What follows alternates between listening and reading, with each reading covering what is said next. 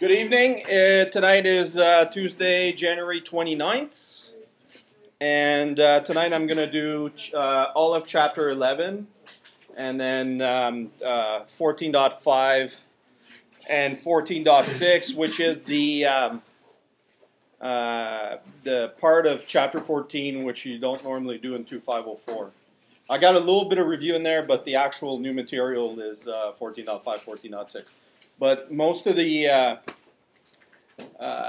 material tonight comes from Chapter 11, which completes Chapter 9, which you did in 2504, Chapter 10, which we did the last 2 weeks, and Chapter 11 tonight.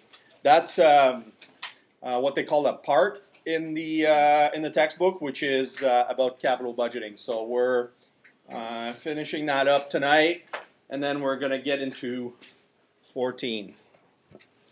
Announcements, quiz 1. I thought the grades were posted, but I just learned that they're not. They're marked. It's just that with CU Learn, I haven't found the place where, because with WebCT I would get the grades are in the system, then I would have to go on there and say, display the student or show the students. I thought that with CU Learn, I didn't have to do that because I wasn't able to find that switch, but I just learned that they're not showing up. So can somebody, if you have a computer here, can you double check that you don't see your grades? Sorry to you, but I want to make sure that it's not just maybe just your... I got a computer, I see them. So the grades are not, okay, so I'll try to figure it out maybe at the break or something.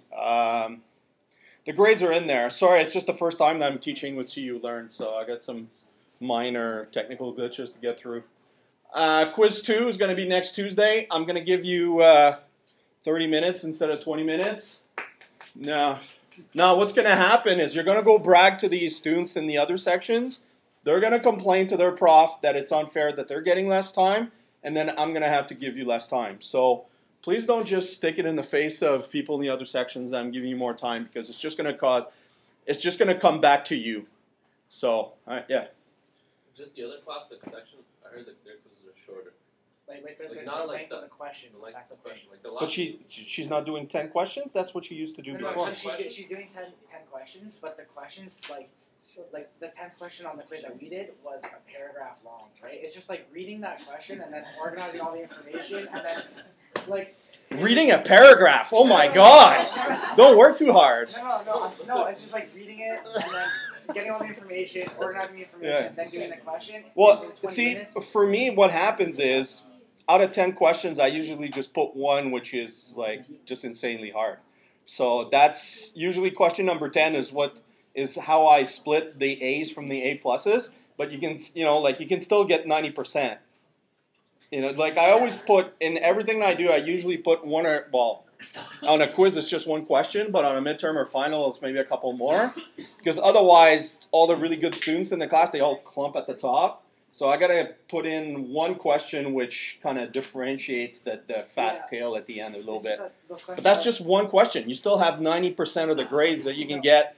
You had 50% of the grades which were just text question, which takes 10 seconds. Like you read it, you read the 5 things, and you know it or you don't. Yeah, it's just, the questions weren't hard. It's just that there was a lot to kind of take in 5 minutes. Yeah, well, so what I'm going to do is I'm going to go to 30 minutes, and then if they say, yeah, we're getting more time, I'm going to say, because I'm giving you a little bit tougher questions. See, the flip side of that problem is the other complaints I've had in the past is if I make the quizzes in the midterm too easy and then the finals harder, then people are still, upset. I realize that all of you guys want, A pluses while you just sit on your bacon doing nothing, but, it's not going to happen. So, what I try to do the last few times I've taught this course is try to make the quiz in the midterm a little bit tougher so that you're more prepared for the final. And, it's kind of like, getting a vaccine or something. I'm trying to, vaccinate you against, tougher questions so that when you get to the final, which is 40 or 50% of the grade, which is most of your grade is the final exam, not to make anyone nervous or anything. Like, you really want to be ready for that. The problem that I've seen is if I make the quizzes too easy, people kind of, expect something easy on the final, and then they don't study whatever. So that's why I prefer to put slightly tougher questions on the quizzes and the midterm, so you're more ready for the final, which is what really counts for the grade. Well, I'll give you 30 minutes. So, but I am going to put in a question which is a whole paragraph long.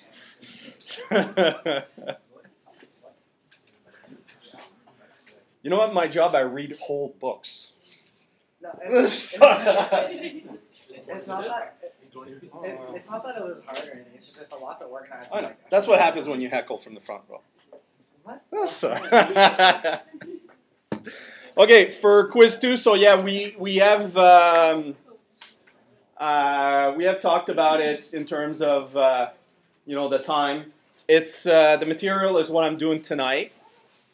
It's going to be the same format as before. 10 multiple choice, half qualitative, half quantitative. You're allowed a yeah. You have a question? You're going to cover stuff from last week as well. No, just tonight's class will be on the quiz. Yeah. Yeah.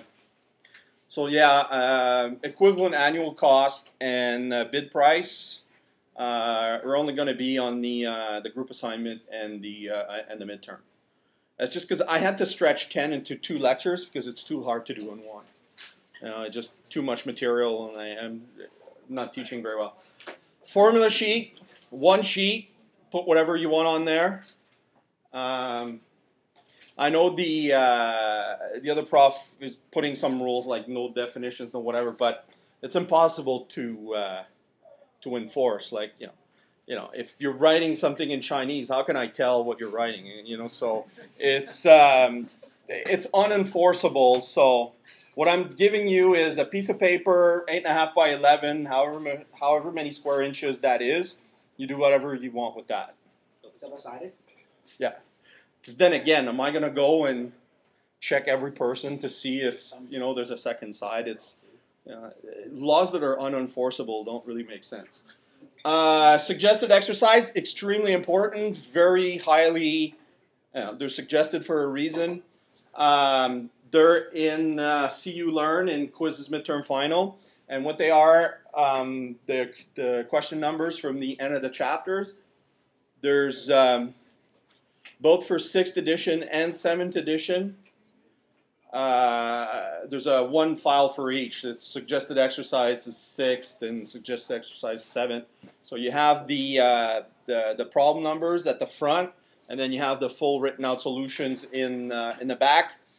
They're, I would say, 90-95% accurate. They still need a little bit of polishing in some places because I started with the instructor solutions manual, which is really awful. But I worked with the TA, and every time that we go through, we polish it up a little bit. But if you see something in there that doesn't make sense, maybe a little problem here and there, please email me, let me know, because I for sure do not guarantee that it's 100% perfect. It's close to 90% by now. Every year I work with the TA, fix up. If some student finds something here and there, I fix it up a little bit. But if you see any problems in there, it's possible that it is a real mistake, but 5% chance. If you don't have the textbook, it's on reserve at the library, and the videos are going to be done by the TA probably on Friday. But if you're here, you probably don't care that much about the videos. The group assignment, the first group assignment is posted on my website, lemma.ca, and it's in group assignments, and also on CU Learn in a group assignments folder at the top. So, any questions at all about anything? Okay, who doesn't have a group set up yet? Anybody else? Okay, who has less than 4 people in? Okay, so there's you two. You don't have a group? Can you guys pair up? Okay, anybody else doesn't have a group yet? Okay, because it's that assignment is due the week before the before spring break, and then the midterm is the first week after spring break. So We have to email you our group members, right? I would like to be honest, I thought about it a second time. I don't really care that much, but what I really care about is that people have their groups lined up. So I'm seeing, here I've asked, like, everybody has their group lined up, so it should be okay. Yeah, sorry. Typed one copy per group. Yeah. The list of the names, the list of the student numbers, and then the type thing. That's a rule for all sections that it has to be typed. Yeah.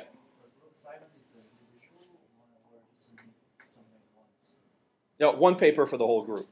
So you give one paper and you put the list of all the names from the group on the front page. So when doing our equations, you want us to superscript everything and make it all. Yeah. So how much equations are there to be done in that? You could show all our steps, right? Yeah. Think about the typed. Yeah, I guess I know how to do equations pretty well. I'm sure you've seen my slides, but you don't have that kind of technology experience.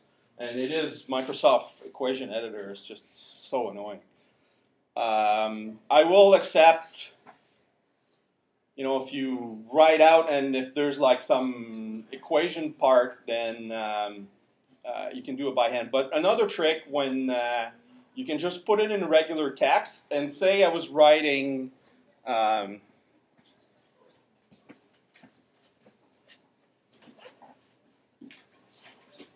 Maybe for you to get used to how people do these kinds of things in email, I'll show you a little trick. Well, it's not that much of a trick. But say if I'm writing, what's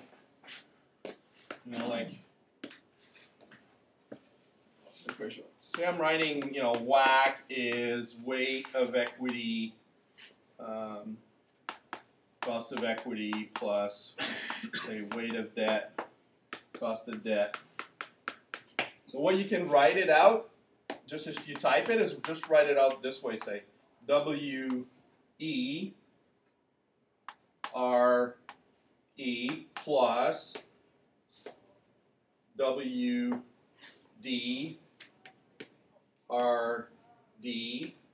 1 minus T. You can just type that out in plain text. You don't actually have to, go into equation editor and line up the equal sign and all that kind of stuff.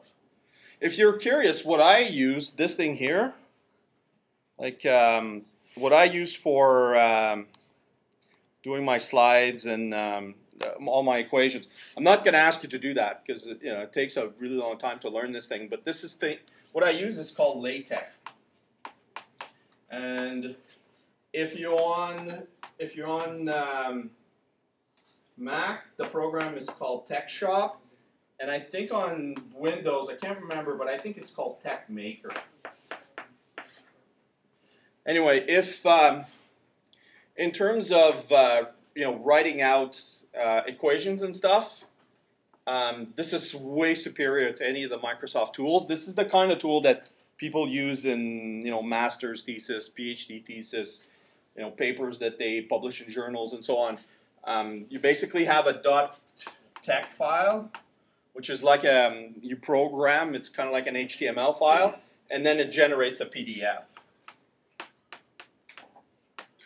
I'm not asking you to do your assignment with that, but if you're curious, you could give it a try or just kind of play around with it. But in terms of typing the equations, just use something like this. If don't go through obviously the TA is going to understand what you mean if you write it this way. Just think if you have something as a subscript, write the regular letter in capital and then write the subscript letter in lowercase next to it. You don't have to subscript, just on the same line. That's good enough for me.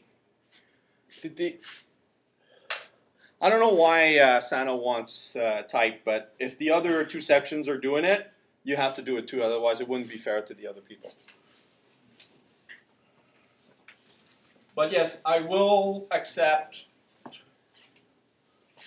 If you write most of your answer typed, but then there's an equation somewhere which is pretty difficult, you can just put it in regular text or handwrite it. Another trick is if you have a formula like that, what you can do, obviously it's tough to put a bar and line up stuff underneath. Just write it as if you would in a computer program. So that would be F plus OCF divided by E minus V equal. And you can just write that, you can just type that on the line without popping up the equation editor or subscript or any of that stuff.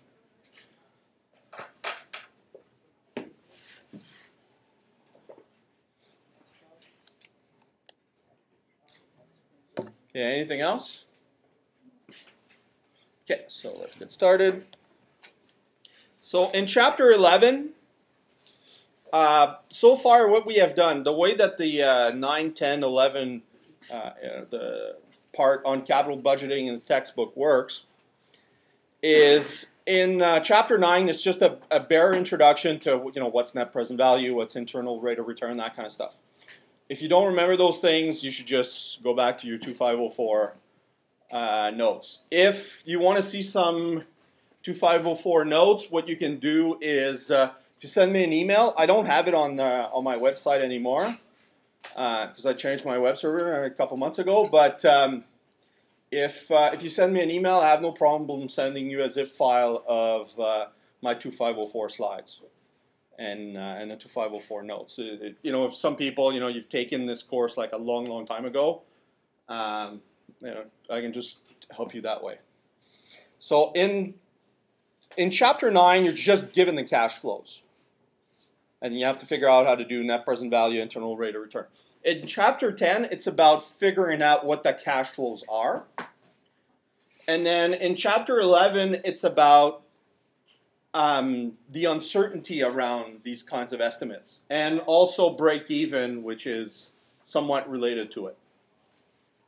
So let's get started. So the net present value, when you get the net present value for a project, it's an estimate. It's not a number that's cast in stone. There's two things you have to look at. Forecasting risk. How sensitive, when we do a net present value, there's lots of different numbers that go into it. There's some numbers that we know exactly. Right? How many years is the project gonna last? How much does it cost to buy this piece of machinery today? You know those numbers. But things that are uncertain, what's the salvage value? If I buy a car, I know that I can buy, a Ford whatever for $40,000 today. But do I know what I'll be able to sell it 3 years from now, 4 years from now, 5 years from now? No, there's a pretty big error there. There's other things like input cost. If you're an aluminum company, most of your cost is electricity. The way that people make aluminum is they use this mineral called bauxite, and then they apply lots of electricity to it, maybe mix it with some other things, but the cost of electricity is a major driver.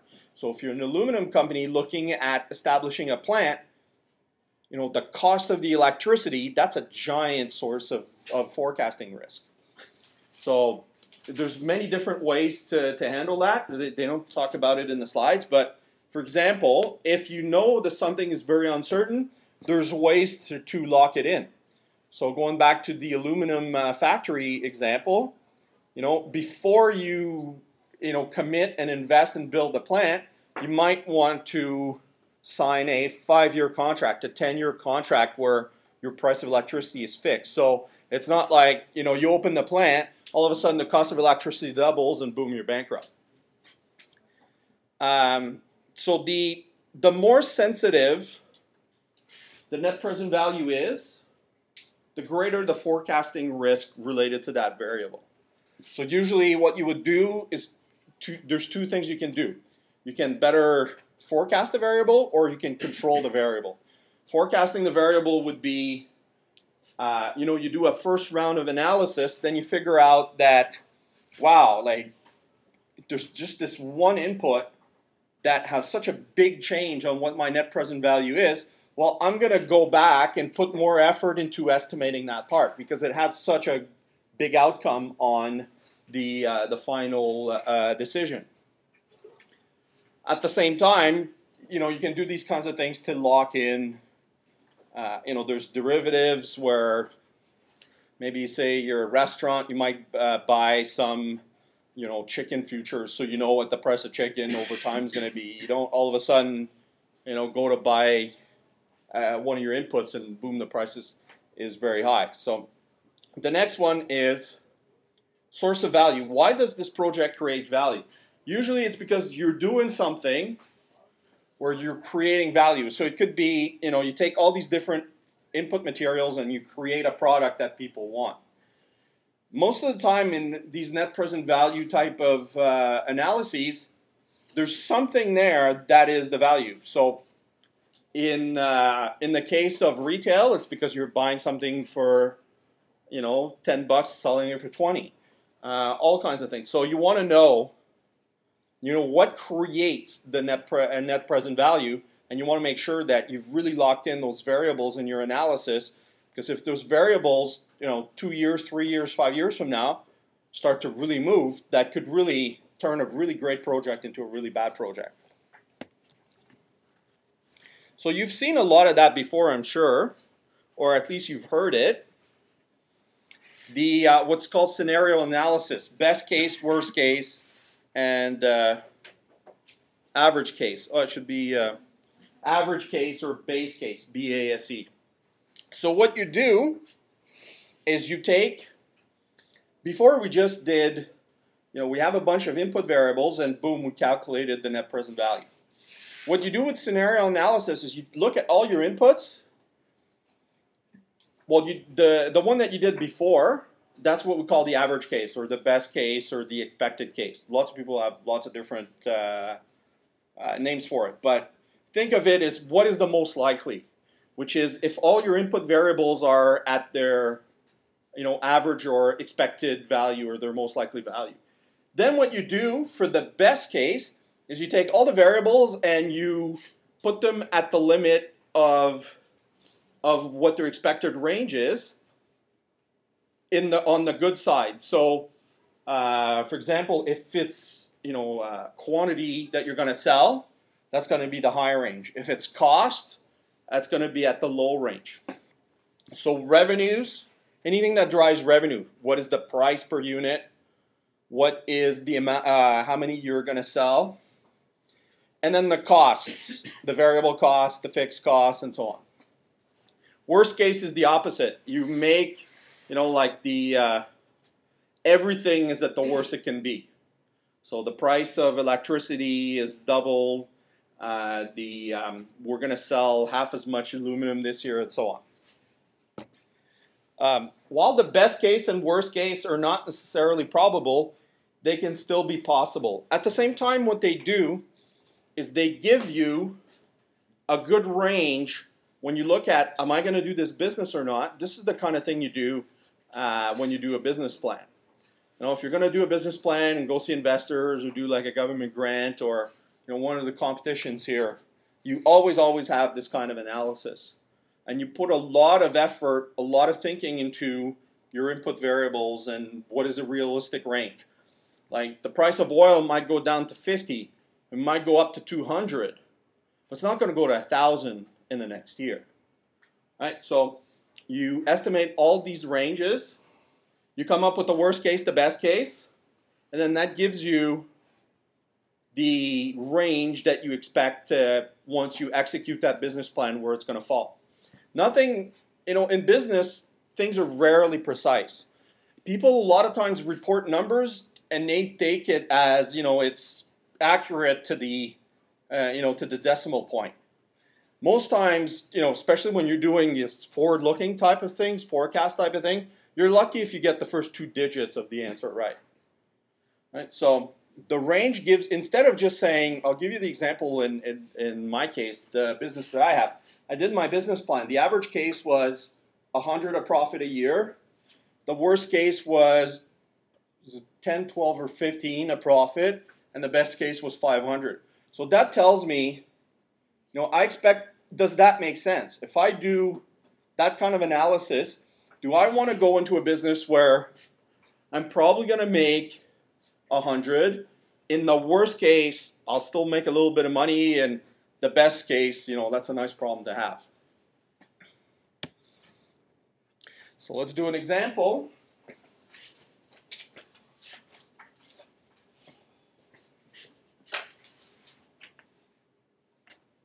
So what we have here is scenario analysis. You have different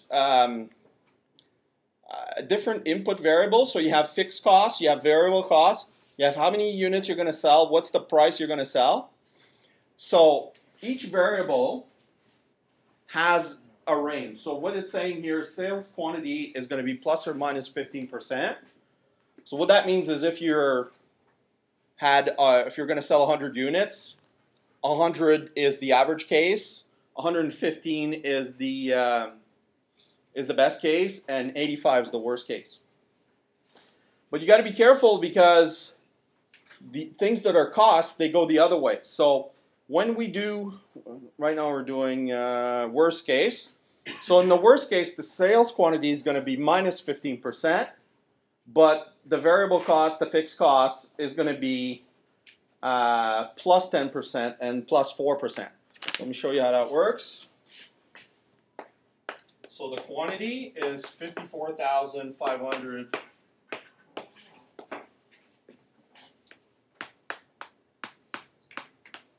So when you want to do the minus 15%, what you do is 1 minus the decimal of that percentage.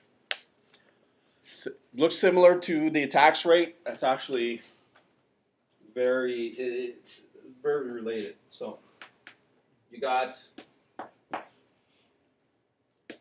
4.6. Now normally the tax rate doesn't change. I mean, unless you're in the U.S. and you got a crazy government and they just change the stuff every 6 months. But in general, at least in Canada, these kinds of numbers are pretty stable. It's not like you're going to start a project and all of a sudden the tax rate's going to go up by 20%. So tax rate usually in these types of problems, that's just a fixed variable. You don't have to go plus or minus on that one. So the price. So this is an example. We're in the worst case scenario. So the number of units sold in the worst case is going to be less. The price is also going to be less. So the price was plus or minus 2%. So what this is saying is the price in the worst case scenario is going to be 98% of $11.99.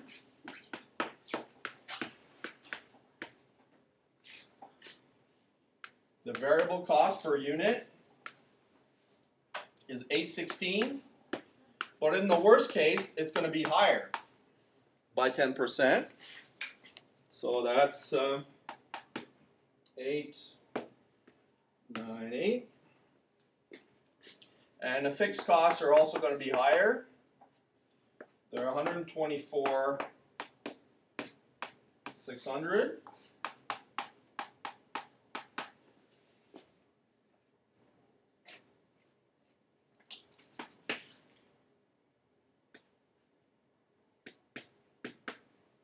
Now, the depreciation does not vary because you know that you bought the machine for $228,700, and so 2 years from now, you still would have bought that machine for $228,700, and it's still getting depreciated over 7 years. So there's no uncertainty in the depreciation part of the income statement. It's just these 4 variables: sales quantity, sales price, variable costs, and fixed costs. So now we want to know the operating cash flow.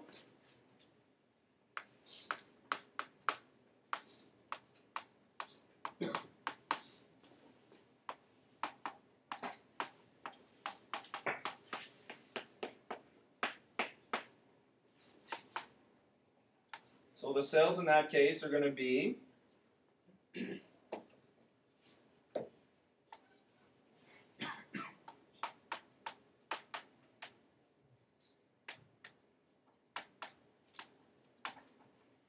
so you have P minus V times Q.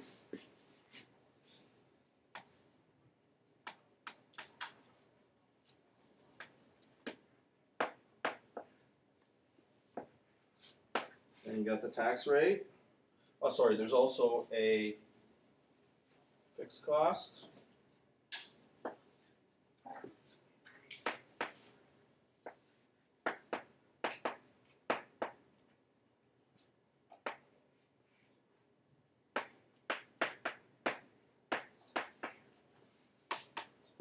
The depreciation is going to be 228,700 over 7 years, and the tax rate's 35. So in the worst case scenario,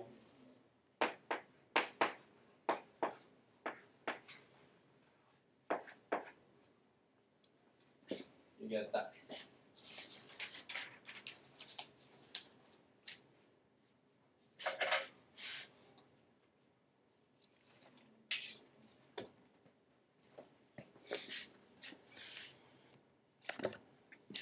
So there's two kinds of uncertainty analysis that you can do with business plans or cash flow forecasts. The first one is the one we just did, which is, yeah, sorry.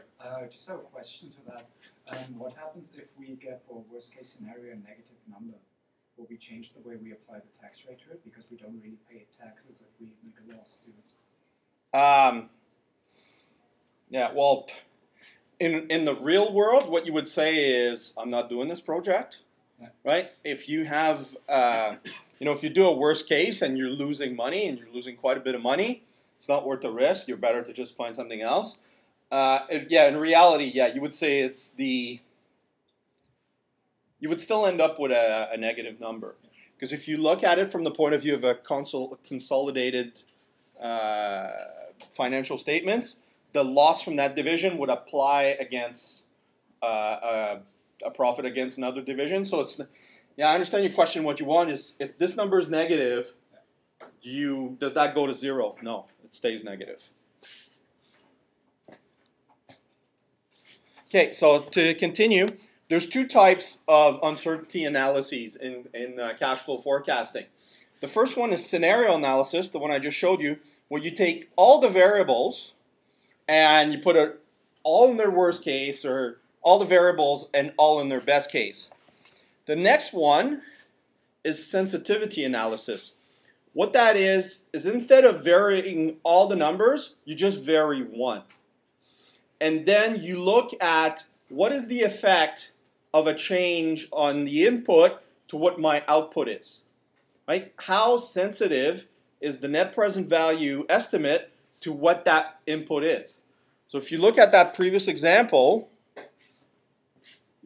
it depends on a couple of things, but out of these four things, the quantity, the price, the variable cost, and the fixed cost, which one has the biggest effect on the net present value?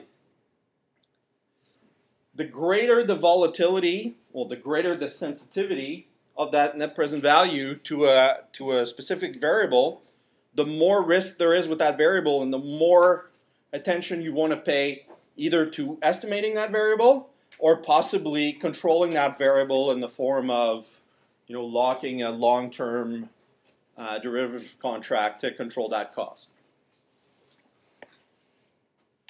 So here's an example of sensitivity analysis. In this case, you have a project, but all you want to know, for every $1 increase in the variable cost per unit, what is the change in net present value? So the way you do that one,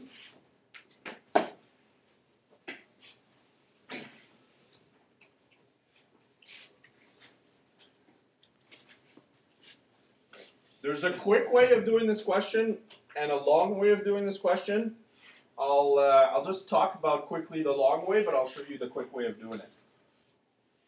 So what you could do is start with your base case, calculate the whole base case in full, and then calculate just a specific case where you just change the variable cost by $1, and then you calculate what is the net present value at the average case, and then you calculate what is the net present value with the variable cost changed by $1, and then you take the difference. But a simpler way of doing that is just to think of it this way. the change in operating cash flow is going to be what? It's going to be minus the change in variable cost times the quantity times the tax rate. Just think of it this way. Everything else in the operating cash flow equation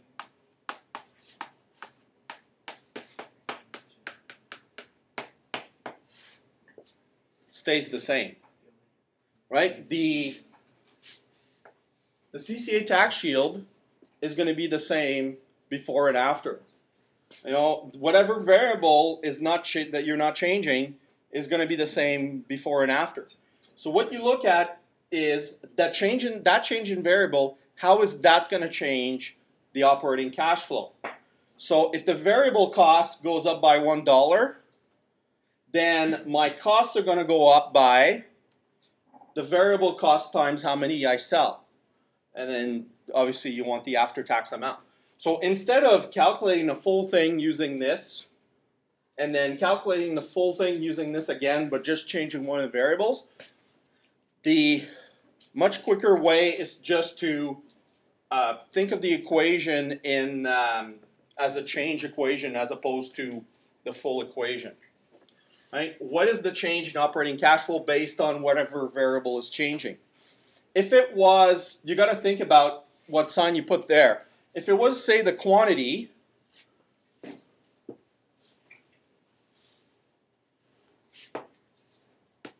so if the quantity changed, what would be the factor here? Can somebody tell me?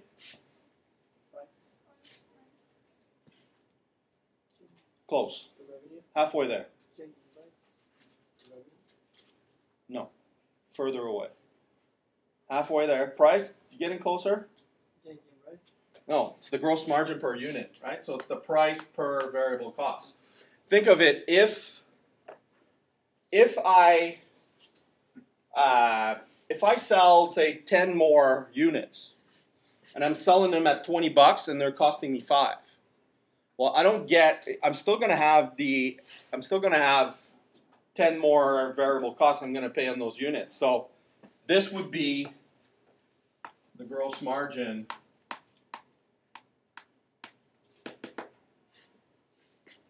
related to that change. That would be a change in quantity. And you can see here that there's no negative sign. Sometimes you just have to use a little bit of common sense. Right? I can teach you equations all day long, but you just have to just think.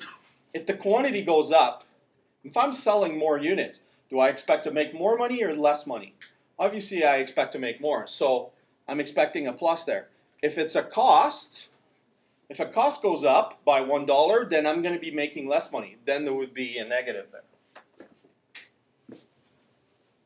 And it could be something like, what's another example? When you write this equation here, it's really sales minus variable cost minus fixed costs. But another way of rewriting this is P minus V times Q minus fixed cost.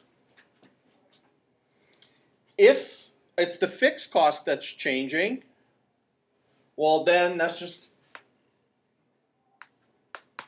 going to be that. Right? If my fixed cost goes up by 10,000 and my tax rate is 20%, then I'm going to make 8,000 less, and so on. So there's just a little bit of thinking. If you can figure it out, that's what. This is the quick, smart way of doing it, and then you have the long, dumb way of doing it, which you just apply the whole equation twice and take the difference between the two. But if you do this, in the difference form, it's a lot quicker. So here you got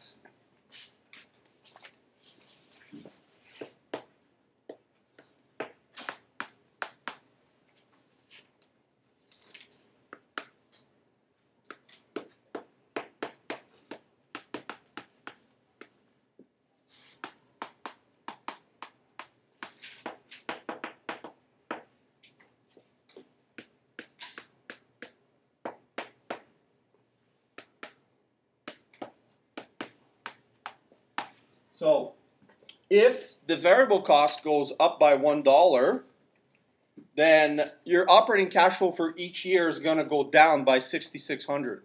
That's not the answer we're looking for. What it's asked there is what is the net present value.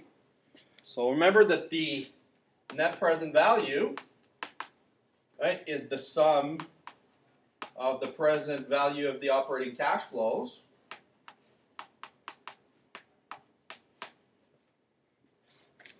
but what we want is the change in net present value, so we can just write it this way.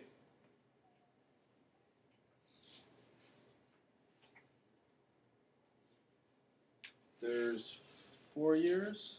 Yeah.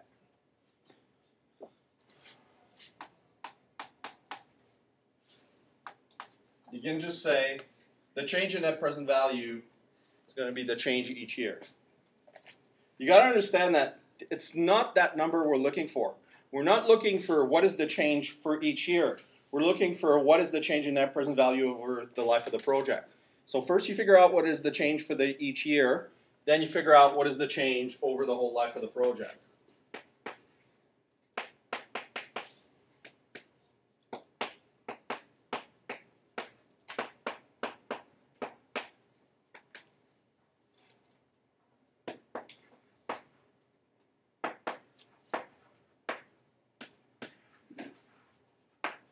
So the way you would do this in a multiple choice, all you got to do is you go to cash flow feature, then you go second and you clear work. Always remember to do that.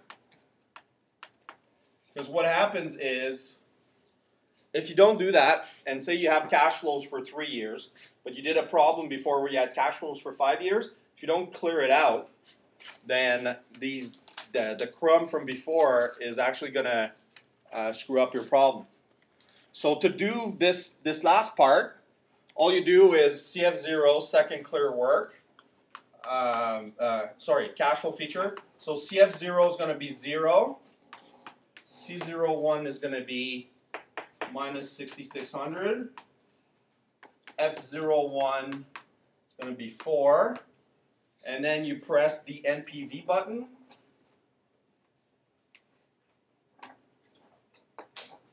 Then I is going to be 10. And then you press the up arrow and you press compute.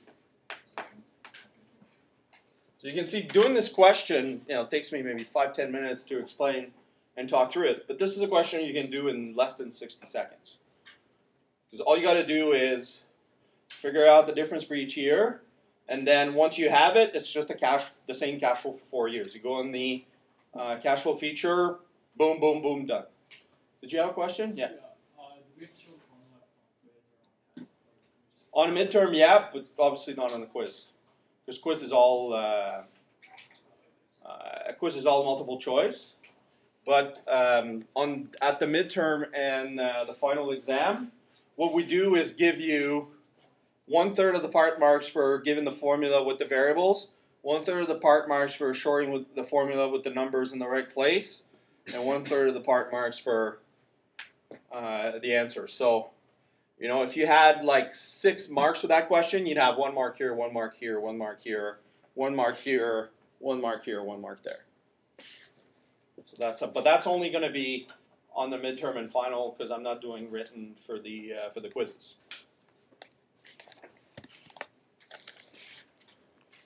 So what you do, you want to evaluate, because a lot of times you'll do a business plan and it's going to look good if everything goes well. But the thing about a business plan, and that's what investors really look for, is how did the entrepreneur look at what can go wrong? And do they have a way of handling that? When you make a business plan like that, that makes you look a lot more professional. That makes the investor feel a lot more safe because it's their money that's getting risked most of the time, not yours. And so if you have a good grasp on what can go wrong and what you're going to do if these things go wrong, it really, really ups your credibility in the business plan. So if you do worst case, average case, and best case, and they're all profitable, that's a great business. If you do a business plan, if you do that kind of analysis and you're only breaking even in the best case, obviously, what's the point, right? If most likely you'll lose money, there's a small chance that you'll lose lots of money, and there's a small chance you'll break even or make just a little bit of money, that's no good. Typically, the way that I look at it is the worst case should be the break-even point. Like in the worst case, we just break even. That's a good business. Or at least in the average case, we make a decent amount of money, and in the worst case, we might lose a little bit, that's acceptable. But if in your average case you're losing money, that's a terrible business. And there's always more business ideas, so a lot of people, they just get way too emotionally attached with something that's bad, and they just keep running it until they lose all their money and divorce and lose their house and all that. So don't be one of these losers on Dragon's Den that just blows their just borrows against their house and then lose all their money. If you have a crucial variable that leads to a negative net present value, you might want to forego the project, or you might want to be aware that when you're executing that business plan, when you're managing that business, Monday to Friday, you really want to keep an eye on that. For example, in a restaurant, the three things you really want to keep an eye on, well, the three big variables are rent, food costs, and employees. Obviously, you lock in a rent 5 years, 10 years, whatever. It's not something you can do much with.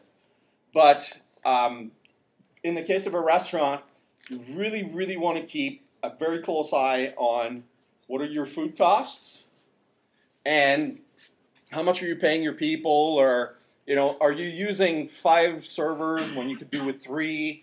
Do you have 6 people in the kitchen where you could do with 4, and so on? You might, at the same time though, if this is a variable that's very difficult to predict, if you have a business plan where the price of oil is such a, by the way, that's a reason why airlines, not the worst business, the music business, then restaurant, but airlines is a close third. The reason why airlines is such a bad business is the price of fuel just goes up and down like crazy, and you use so much of it. Like a 747 in a flight burns half of its weight in fuel. 747 takes off, has 800,000 pounds, or about, depending on the submodels, lands at about 400,000. So an airplane, take a 747, that's 400,000 of people, cargo, and the airframe and all that, the engines, and 400,000 pounds of fuel. So if you have a business plan where such a, just one variable that's hard, one, very hard to predict, and two, very hard to control past, 6 months to a year, you might just want to forget that project, because you're just not able to, if you're not able to really pin down and control one of the costs, it's just going to blow up in your face and your whole business is going to go get down the drain. So be very careful. That's why we do these kinds of analyses. It's to figure out what are those inputs, what are those variables to that specific business plan that are really risky, and so how can we really either realize that we were better not to do it because there's so much risk there, or at the same time, if we do it, then we want to make sure that we really keep an eye on those variables. We forecast them properly, and when we're managing our business, we really keep an eye on those inputs. So that was just that's an example of a sensitivity analysis for unit sales. So in the, well, you look at that, in the worst case,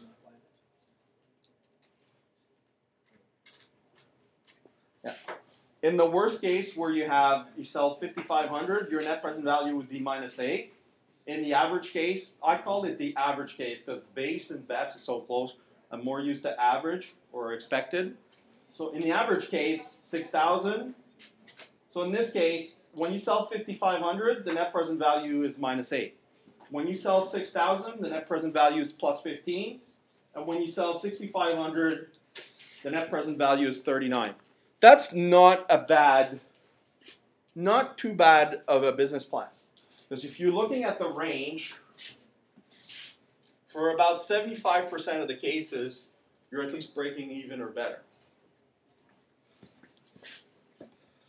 So, the next thing that we're going to look at is this point right here, the break even.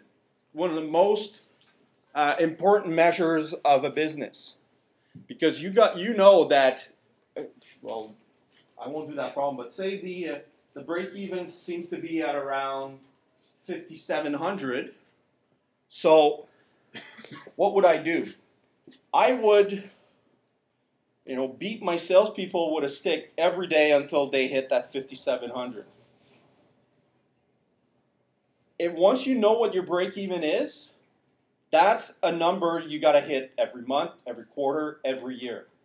Right? If I know that I got to sell 4,000 in a year to break even, or say I got to sell 12,000 a year to break even, I got to do stuff that, if I haven't sold 1,000 this month, I got to do something. I got to, spend more time in the office, make a couple more phone calls. Try to get some new customers. Maybe do a little bit more of advertising and so on. Once you know your break even, that becomes something that you manage too. You always make sure that you put enough effort, your employees have the resources and so on to at least hit that number. And this is something that you look at it through the month, through the quarter, through the year. If we're halfway through the year, my break even is 12,000 and I'm only now at like 3 or 4. What that's saying is I really got to wake up for the second half of the year. Otherwise, I'm going to lose money. So when we talk about break even though, here's the problem. There's 3 types of break even. There's accounting break even, cash break even, and financial break even. I'm going to go forward to just to show you that picture. So the way that they're organized is the cash break even is first, then the accounting break even is second, and the financial break even is the highest. Why are there different types of break even? It's because it's about what they cover. For a cash break even, it's just your revenue coming in, your gross margin coming in is exactly equal to what your cash expenses are. So you cover, for the cash break even, you sell enough to cover your cash expense. For the accounting break even, you sell enough to cover for your cash expenses and the depreciation. And for the financial break even, you sell enough quantity to cover your cash costs, your depreciation, and your cost of capital for that project. So they're progressively higher and higher. So let's look at each one.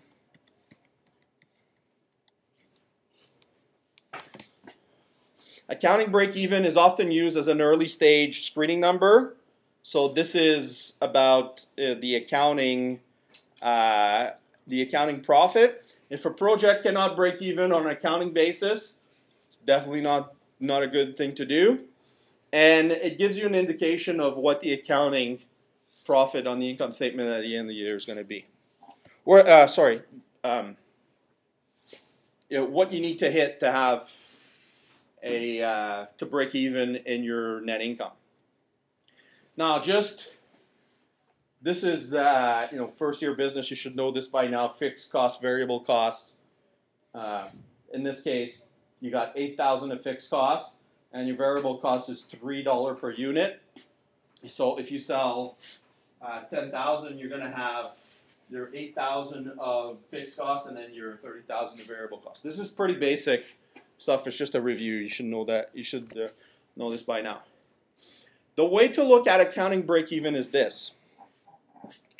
The line here is your revenue. The cost line has an intercept above, right? Because it has the intercept at the fixed cost. Whereas the revenue, if I sell 0 units, I have 0 revenue. But if I sell 0 units, here the fixed costs are 900, I still have my 900 of fixed costs. So these two lines are always going to intersect somewhere on one condition. Can somebody tell me what that would be? Break even? No. Any other try? If you're positive, if your gross margin per item is positive, in other words, if the price you're selling something for is higher than what it's costing you, these two lines are going to intersect for that reason.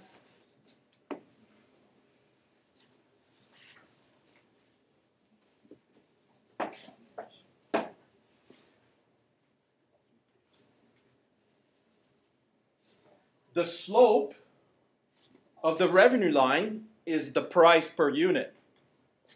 The slope of the cost line is the variable cost per unit. So the cost equation or the cost line starts above the revenue line, but it has a lower slope. So it's always going to meet somewhere. You know, it might. You know, if your variable cost is very low, it might, you know, meet around there. But if your variable cost is very high, as long as the slope of this line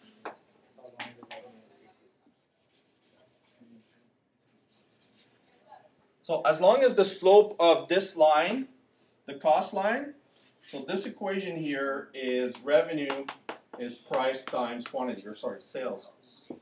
Price times quantity. But the equation of this line is fixed costs plus quantity times variable costs.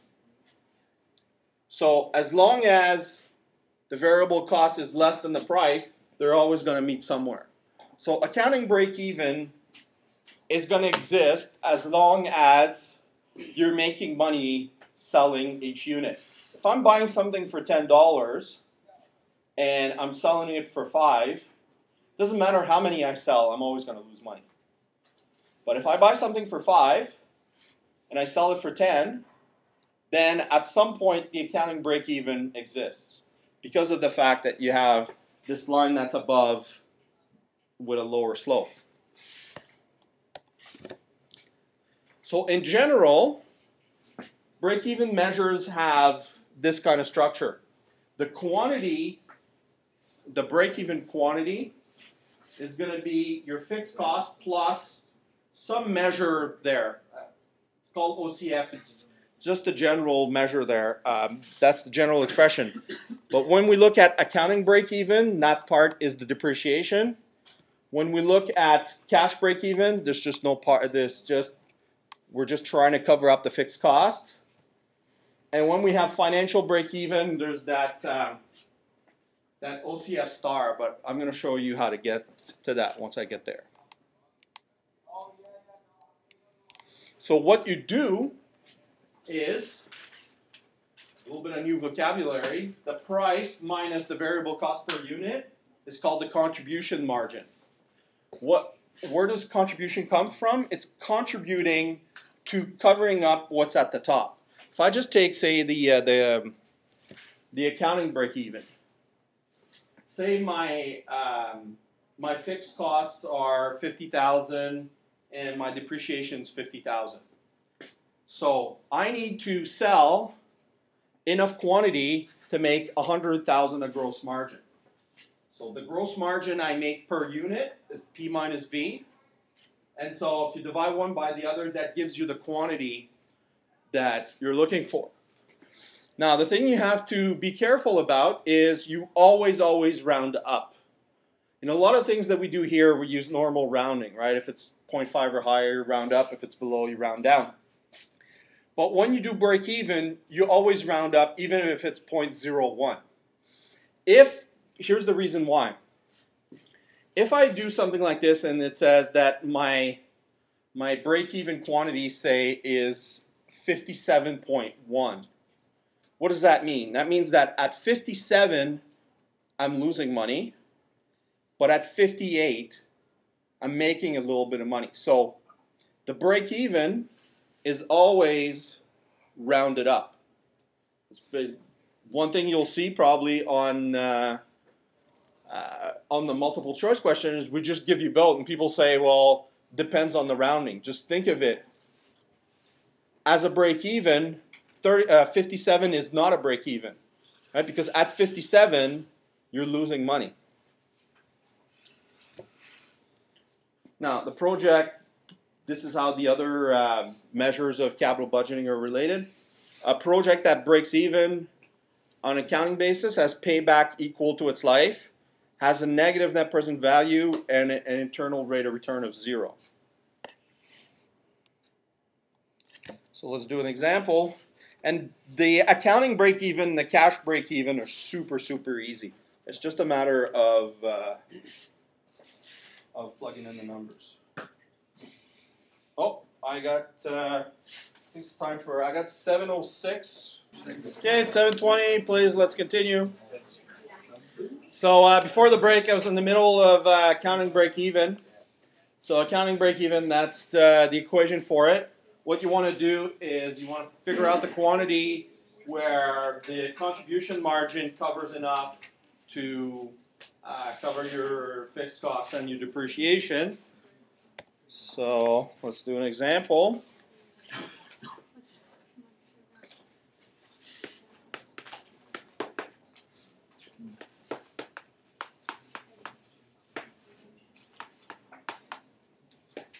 So in this case here, the fixed costs are $266,800. What is the depreciation? Well, it's saying that the depreciation is 480 straight line to 0. That means over the life. What's the life? Yeah, where does it say it though? The variable to the project. Oh, okay. Project has a 6-year life. So if you depreciate something straight line to 0, that 480 is going to be spread evenly over the 6 years. So the depreciation for each year is going to be 480 divided by 6. And then the price is 990. See, what I was saying earlier about the two lines meaning, as long as P is bigger than small v, you know that you're going to get an answer. If your variable costs are higher than the price, it doesn't matter how many you sell, you'll never cover. So this is just this is what I call a basic problem. It's just formula, plug in numbers, calculate, done.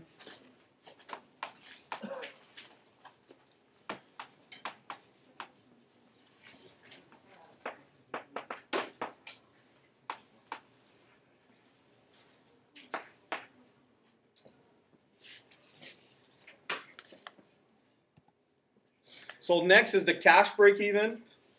It's in the course. You know, I'm going to show it to you. You're going to maybe get a question on the midterm, maybe on the final, and you'll probably never hear from it again. Just because it's not that useful. It's just a quantity at which you're cash flow positive. But it could be that you're still not making enough money to cover the equipment that you bought, and certainly not making enough money to pay the cost of capital to buy that equipment. So it just gives you a very simple measure, not that useful in real life.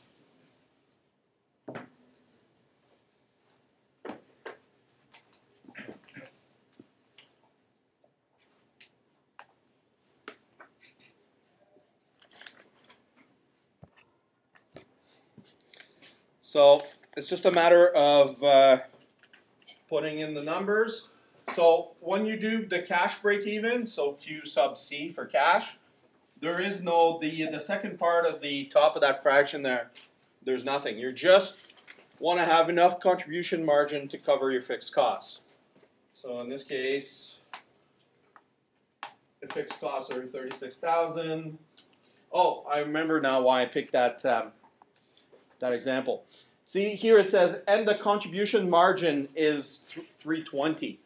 What you'll see that in some of these break-even problems is there's two ways that you can be given the bottom of the fraction. You can either be given what's the price and what's the variable cost, or you can be given that as a group, right? The whole thing. So the P minus V is equal to 320 here.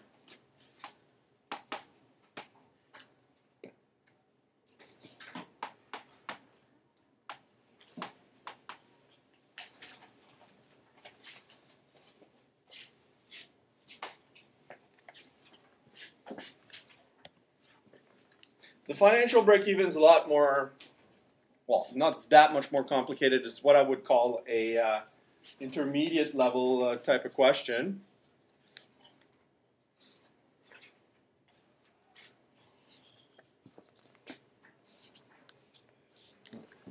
I want to make sure nobody gets beat up. So, no.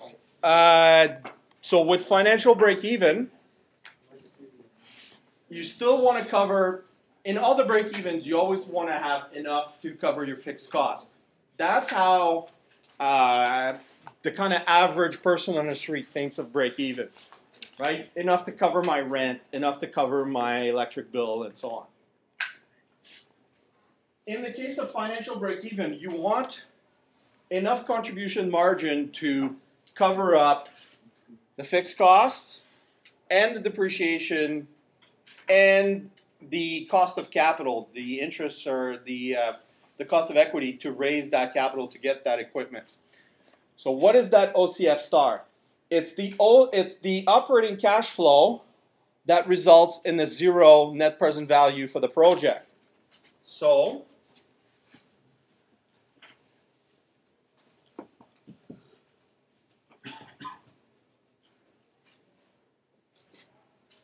it's going to make more sense with an example. So you got a project, 4-year life, cost of 84,000 and so on.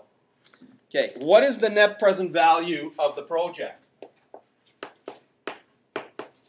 It's minus the investment plus the present value of the OCF star each year. So you'll have the same OCF star, what is it, for 4 years.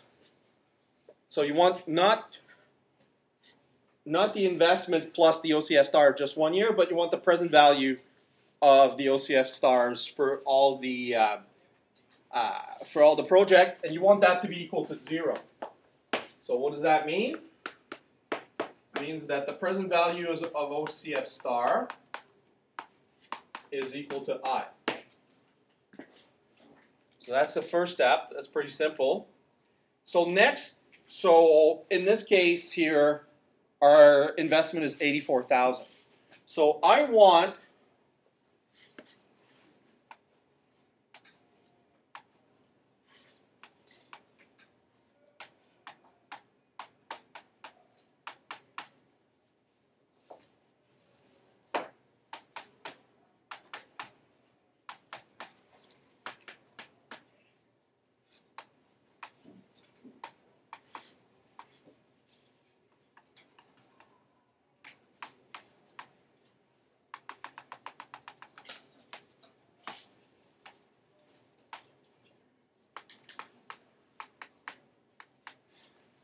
for the net present value of that series of cash flow to be equal to 0, I need the present value of these cash flow each year to be equal to what the investment was. And so what is this? This is very similar to equivalent annual costs. I know the present value of the series of equal cash flows. That's just a regular annuity. What's the formula for annuity? Right? The present value is the payment times 1 minus 1 plus r to the minus t over r. Right? That's the formula for a regular annuity. Now, in this case, we know the present value, but we want to figure out the payment. And the other thing is, the present value has the role of the I, and the payment each year is what my OCF star is going to be. Right? What is the number that's equal for all 4 years that has a present value equal to that negative cash flow for the investment up front? So that means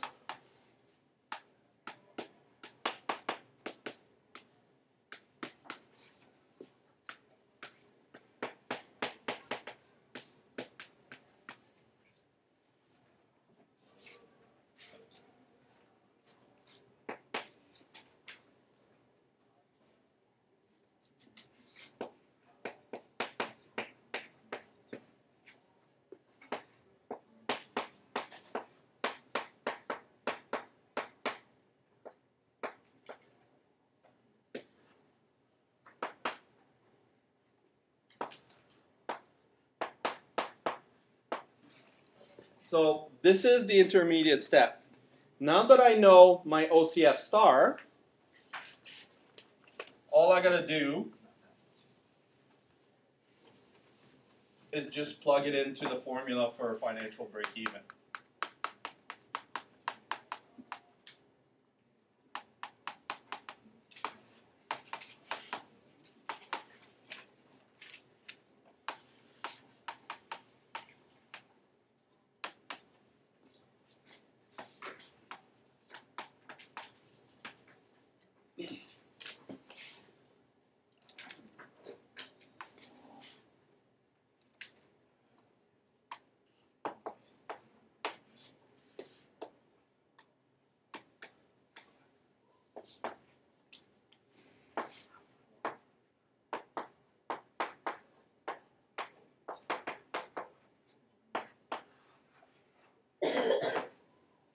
So figuring out the OCF star is the toughest part.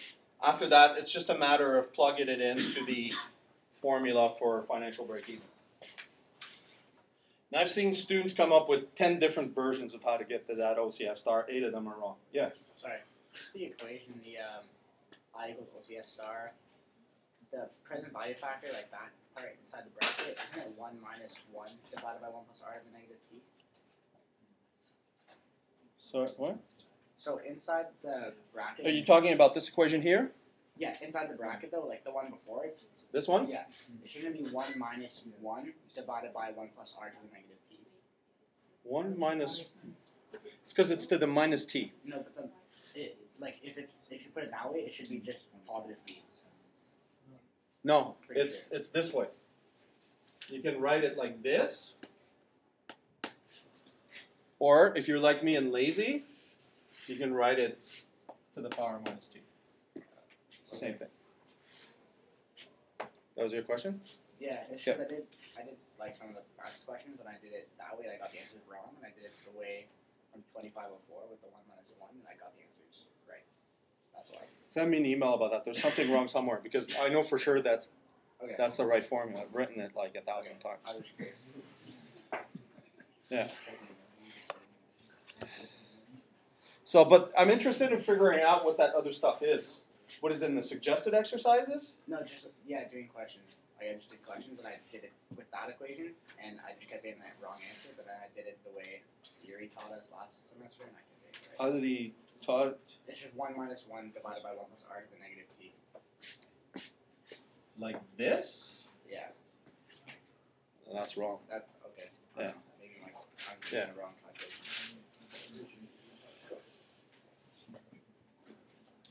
Okay, so accounting break-even in cash flow. So we care more about cash flow than accounting numbers. If a firm breaks even on an accounting basis, then the cash flow is just equal to the depreciation. If a firm breaks even on an accounting basis, then the net present value is going to be less than 0. So I'd shown that to you before, where the way that it works is cash, then accounting, then financial. Because what happens is progressively what your contribution margin is contributing to covering more and more. On the first one, it's just your cash costs. On the accounting, it's the cash cost plus depreciation. And on the financial, because of that net present value, your cost of capital is captured inside the OCF star. So that also covers your interest payments or your cost of equity.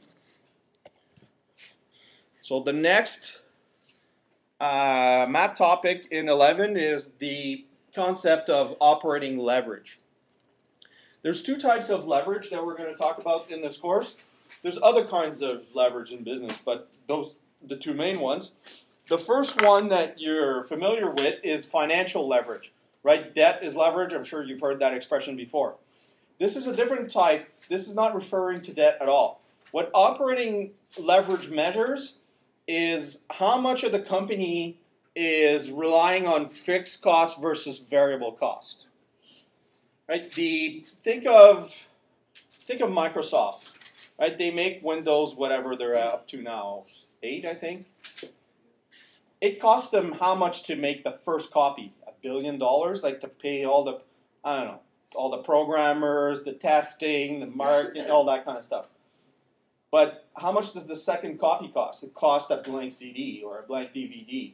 Or nowadays, people just download it off the internet. So it's just costing them, a little bit of electricity and a little bit of internet traffic. This is an example of a business model that has a very high degree of operating leverage. Right? Most of the costs are fixed.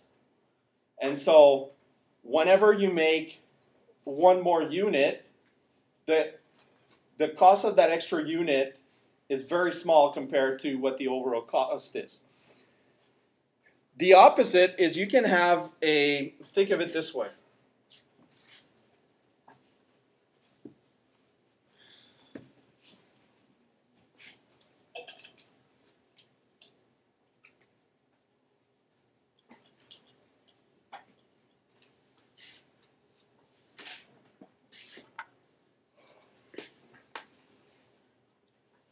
If you have, now it's a little bit counterintuitive, but if you have a high degree of operating leverage business model, then you have a high fixed cost, but a small variable cost.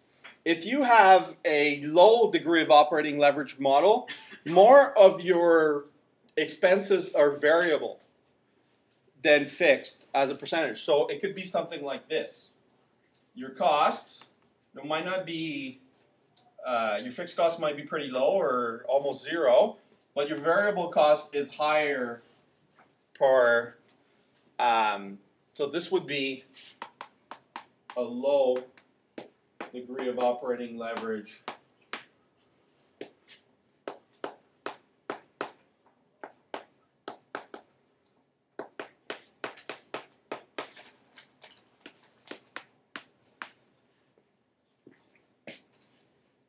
There are some businesses where it makes sense to do that, and there are some other businesses where you just don't have a choice.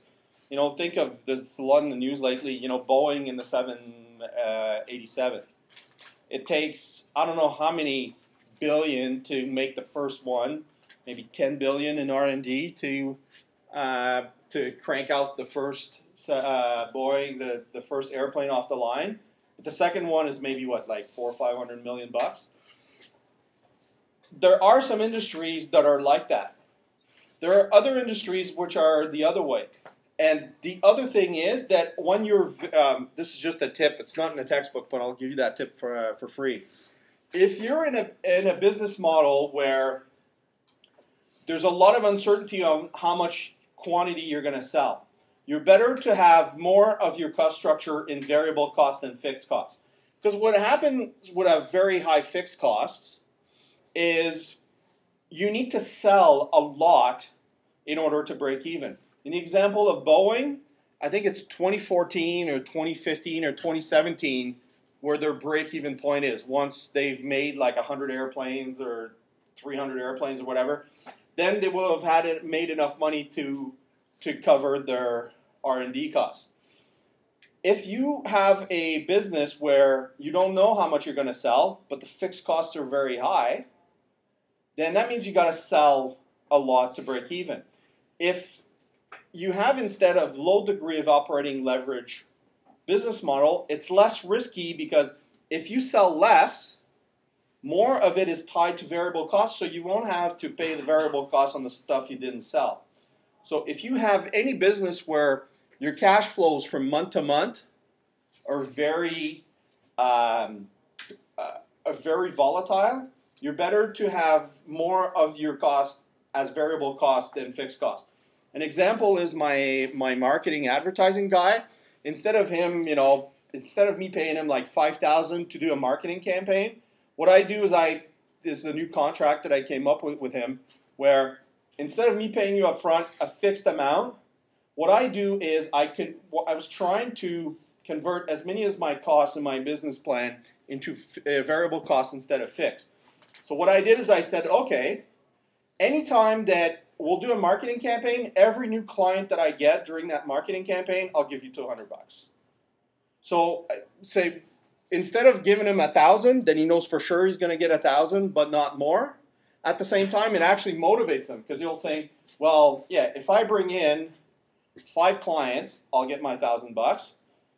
But if I bring in 50 clients, I'll get 10,000.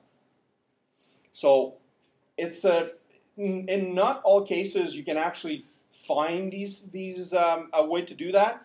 Some business models, like making airplanes, you don't have a choice. Like that, you have very high fixed costs. It costs lots of money to design a new airplane. But especially if you start up a business, and you can, as you're going through how you're going to set it up, do I do more fixed costs and more variable costs? If you're not sure how much you're going to sell, it's better that you have more in variable costs, because the risk that it takes down is if you don't sell enough, you'd only have to pay for the ones that you sell. Anyway, that's my little speech about degree of operating leverage. And it is a leverage. Think of financial leverage debt, right? The more leverage you are, the more risky. It's the same thing with operating leverage. The higher the degree of operating leverage is, the more risky it is on your quantity sold. So the degree of operating leverage is defined as, it's the relationship between the sales and the operating cash flow. And it's the percentage change in operating cash flow from a 1% change in sales. So in other words, if I have a degree of operating leverage of 1, meaning that my fixed costs are 0, then if my sales go up by 10%, then my operating cash flow is going to go up by 10%, and vice versa. If my sales go down by 10%, and so on. If I have more variable costs, say that my degree of operating leverage is 2, then if my sales go up by 10%, my operating cash flow goes up by 20%, and vice versa. If my sales go down by 10%, my operating cash flow goes down by 20%.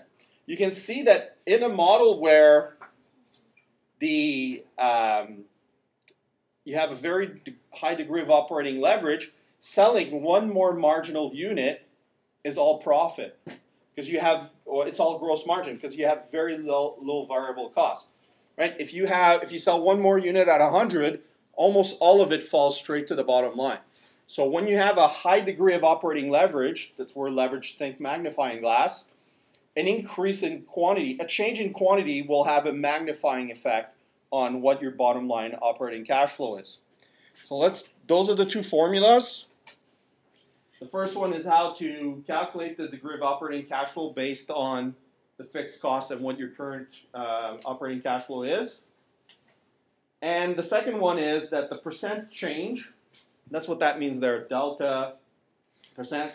The percent change in operating cash flow is equal to the degree of operating leverage times the percentage change in sales. So let's do 2 examples to show you how that works.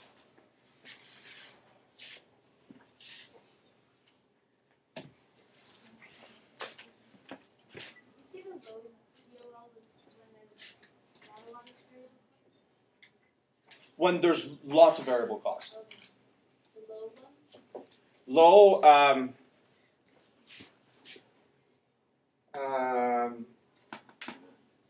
you could say high variable costs, low fixed costs, and high degree of operating leverage is high fixed costs, low variable costs. So in the high degree of operating leverage, more of your total cost is fixed costs. In a low degree of operating leverage, more of your total cost is variable costs. Okay?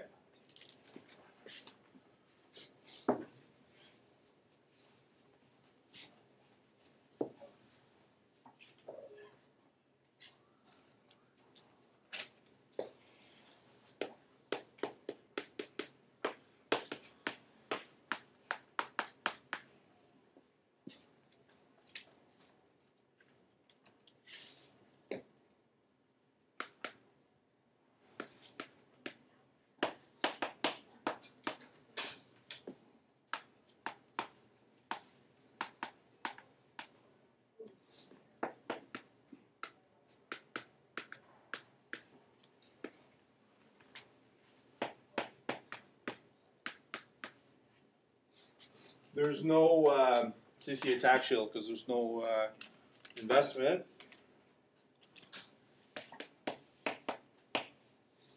So that gives you that right now the operating cash flow is 75,000.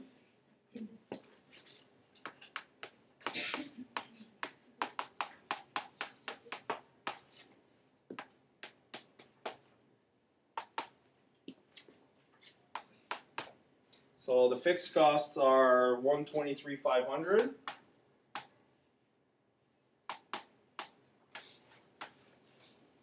And the operating cash flow is 75,504.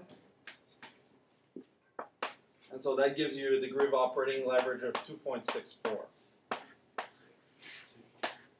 It's a unitless quantity. There's no units, it's just 2.64. Because it's 1 plus dollar divided by dollar, so you just get a unitless or a dimensionless quantity. So it's a number. There's no dollar signs or units or percent or anything like that. So the purpose of it is this. Amy's in charge of a project that has a degree of operating leverage of 3.2. What will happen to the operating cash flow if Amy increases the number of units sold by 2%?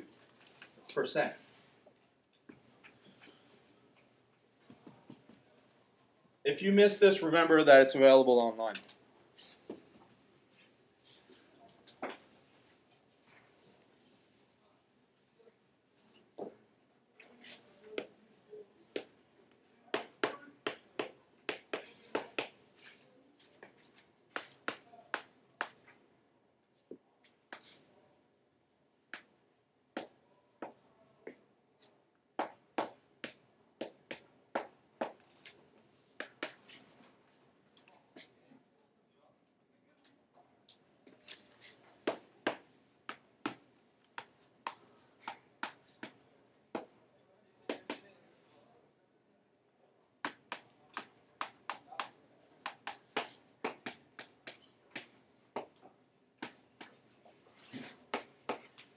So if you have a degree of operating leverage of 3.2 and units sold goes up by 2%, obviously sales is going to go up by 2%, then that means that the operating cash flow is going to go up by 6.4%. See, what I was telling you about when you're unsafe, when you're unsure about what quantity you're going to sell, look at the flip side of this. If the units sold go down by, say, just 3%, your operating cash flow is down by 10%. So if you had, if you weren't sure how many units you were going to sell, it would be better to try to lower your degree of operating leverage to reduce the risk of your business plan, the risk based on what the quantity is going to be. Just a little bit of qualitative knowledge here. A little bit more to say about project analysis. These are advanced kind of features in analysis, things like option to expand, option to abandon, or option to wait. Let me take the option to abandon for a second. Right now, natural gas is super low. I don't even know what it's at, but I'm guessing it's around $2 or so. I haven't checked it in months and months, but it's very, very low. And so if you were a company that, say 10 years ago, when natural gas was like $7 and $8, I don't know what it is, a cubic meter or something like that, or cubic, yeah, it's the Americans, it's got to be cubic foot. If you're a company that 10 years ago said, oh wow, like the price of natural gas is $7, $8, and we found this natural gas deposit, and we're gonna go and put a well there, and all of a sudden the price drops, well, you have the option to abandon the project, right? Nobody's forcing, well, there's some cases, some companies where they have these leases and they have to pump one way or the other, but in most cases, the company will look, and when they do their analysis, yes, there's a risk that the price of natural gas is going to go down, but in that case, we're not going to run the project at a loss, we're just going to abandon it. The next one is option to expand. So it could be, I build a big shopping mall, but I keep a piece of the land that I don't use yet, because if things go very well, I know that I can just go and get more capacity. Option to wait is, going back to the natural gas example, it could be that I came up with a business plan. I have a deposit of gas that I know is there. I do all my analysis, but the price is too low. So I have the option to wait until the conditions are better. So the decision on the project might be, instead of yes or no, it could be yes, no, wait a year or two to do it. Right? There's a third option there. Those are, slightly more complicated, slightly more realistic parts of the analysis that you'll do, say, in a real company. The next one is capital rationing. And if you own a small business, I'm sure you know what that is. It's when you have great investment opportunities, but you don't have enough money to do them. In soft rationing, the limited resource could be temporary or self-imposed. That could be, we have 10 projects that we did the net present value on. 2 of them are, 5 of them are good, but we only have enough money to do 2 of them because the CFO said we don't want to spend more than 10% of our, say, revenue on capital expenditure or something like that. Hard rationing is capital will never be available at any cost. So this is, even if you go to the markets, you go to the bank, you think it's a great idea, and I see this all the time. I saw a crazy lady last weekend that was so sure that she was going to open a restaurant and make tons of money. You don't want to know what the end of that story is going to be, but she's never going to go into a bank and borrow, right? Unless she has some, rich relative that would give her the money, not on commercial, rational terms, but, oh, I'm just giving you the money because, I want to help you and you're my friend and so on. Like, hard rationing is when it doesn't matter, what you do, you just won't be able to get nobody's going to loan you the money or invest in equity in your company. Soft rationing is more in big corporate settings where there's some, rules that, not more than a certain amount per year, or, we set a certain budget and then we split it evenly between the divisions or something like this. Profitability index is a useful tool when faced with soft rationing. I would say net present value is always the best tool. So here's a nice spot to take a break. Okay, so let's continue. It's 8:05. Yeah. So for chapter 14, the first part of really what I'm doing, what the material is for this course, is 14.5 and 14.6. But you got to know the first half of 14 because it's kind of a prerequisite. It flows into it. So it's review. I have a couple of slides. I'm going to go fairly quick through them. And for the exam, I'm not going to do the examples from the review part, but they're in the notes if you want to see them. So you got to know chapter 14. If you don't remember weighted average cost of capital, just look up your 2504 stuff. And like I said, if you want to see, just send me an email. I'll send you my 2504 slides. So the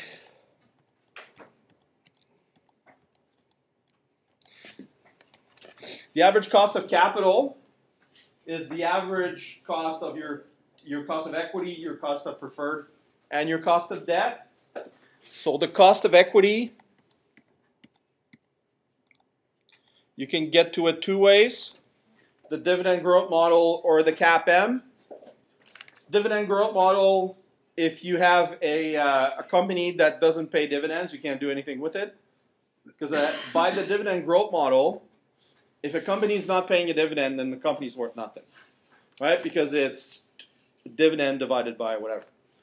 The CAPM, so that's the weakness of dividend growth model. The weakness of the CAPM is you can only use that with public companies. Well, you can use it with private companies, but there's lots of errors because what you're doing is so for dividend growth model, the return on an equity is the dividend plus the capital gains. There's an example. Using the CAPM, the cost of equity is a risk-free rate plus a beta that multiplies the market risk premium. So if you're a private company and you want to use CAPM, right, you'll know all these things except one. What's the beta? You don't know the beta of a private company because the way that you get the beta of a company is you look at its trading history and then you do a regression against the trading history of the index that it's related to. So if you don't have a publicly traded stock, you can't really directly compute a beta. You can get to it in a kind of a proxy way, a roundabout way, where you could just kind of say, oh, it's about a 1.5, or you could say, well, there's another business which is kind of like my business. Say Sport Experts is like, say Played Again Sports. I don't think they're public. They're pretty small. What you could do is they could just say take the beta of Canadian Tire, or Sport Experts. But these are never quite accurate because it's just an estimate based on something else. It's not a directly measured beta. So that's the weakness of CAPM. If you've got a private company, CAPM is almost irrelevant. So that's how you do. There's examples there. Obviously, it should be that using CAPM and using dividend growth model, the numbers should be pretty close. If they're not, then it means that there's one of the assumptions in one of those two things which is wrong. Say I had that my beta here was 1 instead of 1.5. So I would end up at 15% for the CAPM and 19% using the dividend growth model. What does that tell me? There's something wrong, right? I used the wrong beta. Anytime you have two independent ways of calculating a number, it's extremely powerful. Like I'm talking about, you calculate the number and most of the inputs, if not all the inputs, are completely independent of each other, and you get to the same number, then you can be quite confident that that number is right.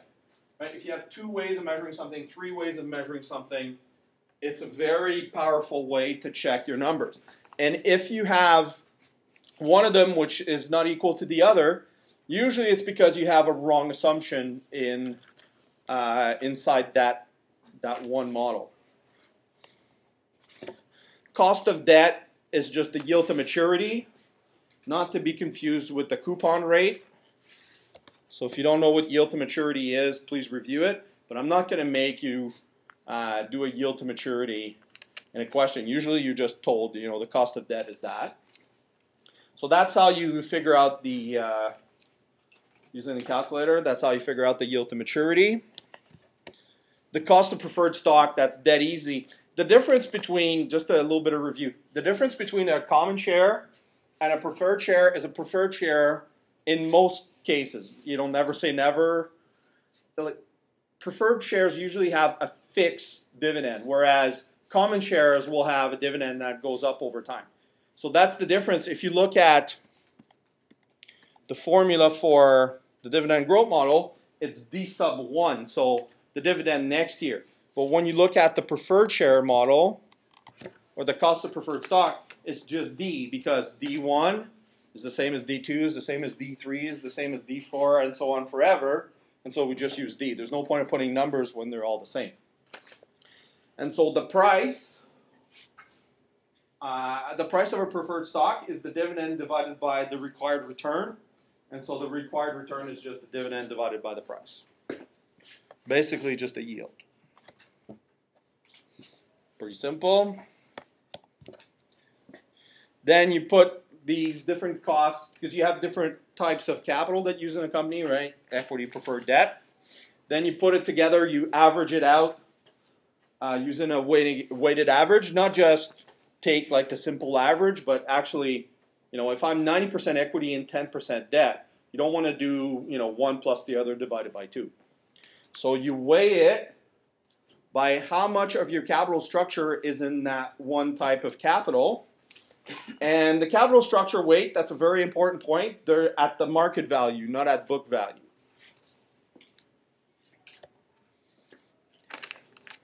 So E is the market value of equity. So this would be the amount of outstanding shares times the market price today. The debt is, the market value of debt is how many bonds you have outstanding times whatever the current bond price is, not what it was issued at. You know, not what you're carrying it on your balance sheet at. It's what is it trading at today, or what is it worth? And so the total market value of the firm.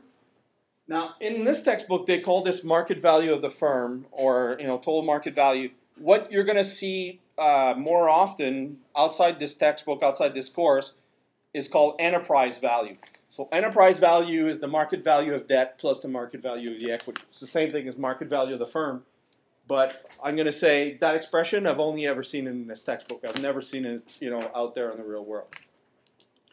Weights, then once you know what the total enterprise value is, then you just take the fraction for each one, you know, how much percentage of equity, how much percent of preferred, and what's the percent of debt. This is a simple example. So if you have a company that has market value of equity of 500 million and market value of 475, that means the enterprise value is 975. And then the weight of equity is 51% and the weight of debt is 48. Here's a small tip that I'm going to give you. This is not in the textbook. This is just something I came up with myself. When we specify a capital structure, right? What's the percentage of debt and what's the percentage of equity? You can do it in two different ways. Either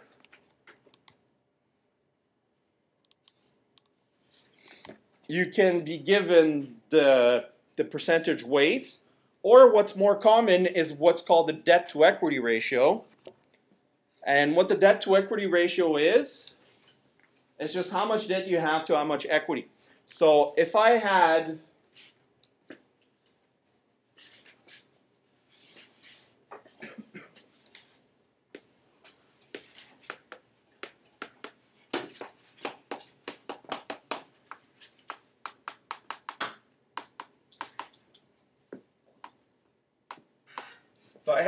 my company, my capital structure financed with half debt and equity, then the weight of debt would be 0.5, the weight of equity would be 0.5, and the debt to equity ratio would be 1.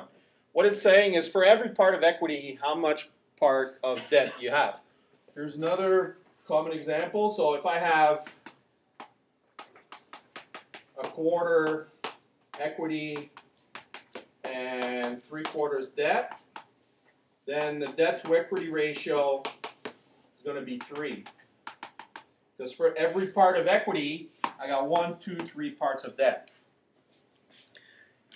The strength of the debt to equity ratio is that you can specify the capital structure of a company with a single number. Instead of saying, you know, what's the weight of this, what's the weight of that, you just given a debt to equity ratio, and that tells you what the percentage is going to be. Because you'll see lots of questions. I have 2 questions, 2 examples there. One of them is based on, you're going to figure out the weight of each. And the other one is, you have a debt to equity ratio of 0.25. So a debt to equity ratio of 1.25, that means that for every part of debt, you have a quarter of equity. So how do you convert between the two? This is just, you don't really need to remember the intermediate steps. I just showed you how I got to there. But if you have a debt to equity ratio and you want to know what is the weight of equity that comes with that, you just use this formula. Weight of equity is 1 divided by 1 plus debt to equity ratio. Where does it come from? You just have, it doesn't matter. You can just use it. So let's show you an example. This is just a small bit of knowledge, but you're going to use that quite a bit. So if you have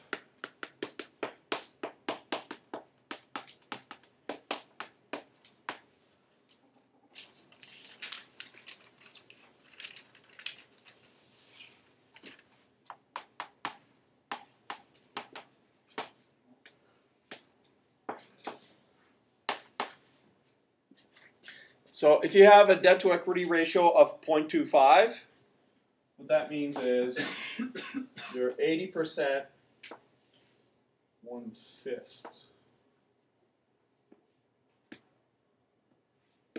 You're 80% equity, and they split that in 4. 1, 2, 3, 4. So for every 4 parts of equity, you have 1 part of debt. That gives you a debt to equity ratio of 0.25. So this is the way to convert from debt to equity ratio to weight of equity. And then the opposite is debt to equity ratio is, so we put that there, 1 minus weight of equity. There. Put that there. Oh no, it's 1 divided by. I remember now.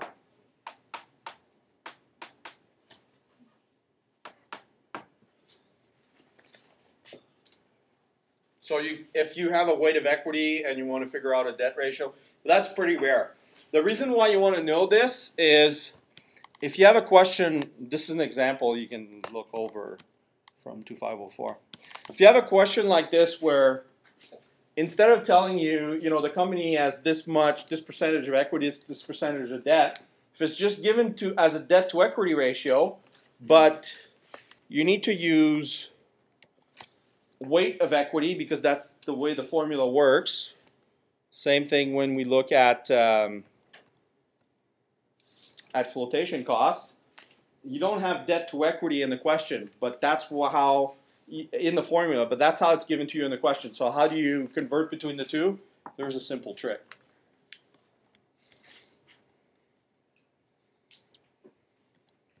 Okay, so that's it for a quick review of chapter 14. If you need more, you can just send me an email. I'll send you the slides for 2504. Or you could just reread the chapter. Make sure you know how to do average cost of capital. At least you understand how these things work. The new material in here, there's 2 sub-chapters. One is divisional and project cost of capital. The other one's flotation cost. So divisional and project cost of capital is this. If you have a company where we're talking about a fairly big company, and you have different divisions, or you're going to have a new project, well, it's possible that that new project or that new division has a risk that's different than what the overall risk of the company is. So in that case, when you discount that project, remember the whole point of doing the weighted average cost of capital is to get a discount rate that we then use in our net present value to discount our cash flows. So if you have, if you have a company where there's a new division that's a lot more risky, here's an example. Think of Petro-Canada, right? They have gas stations across the country. This is a pretty low-risk business model because people are always going to need to buy gas. Maybe the price of gas goes way up, people use less, but this is a pretty low-risk business model. Now, if you compare with now all of a sudden that Petro-Canada is going to go invest into an offshore oil rig in Newfoundland, in the middle of the North Atlantic, there's engineering risk, there's some weather, this is, pulling oil out of the ground is a lot more risky than having, a gas pump and a little convenience store that sells, little dinky stuff. So you can't take the beta of that company, that low-risk company, and apply it to a new project that's a lot more risky. You want to adjust for that risk. So let me show you an example. You have a company that has an overall cost of equity of 14.8 and a beta of 1.4. So the firm is all equity. There's no debt. The risk-free rate of return is 3.5. What is the appropriate cost of capital for a division within the firm that has an estimated beta of 1.3? So if you have a beta of 1.3 versus a beta of 1.4, that means that the company is less risky. The division is less risky than the company as a whole. Right? 1.3 versus 1.4. So how do we adjust that 14.8%, which is the cost of equity, if it's financed all with equity, this is the average cost of capital, that we would use to discount cash flows for a project? That's not the right percentage because you have a division which is less risky and that has only a beta of 1.3. So you shouldn't use that 14.8 to discount cash flows from that new division which is less risky. You should use a proper discount rate for that one little part of the company that's less or more risky. In this case, it's less. So how do you get that answer?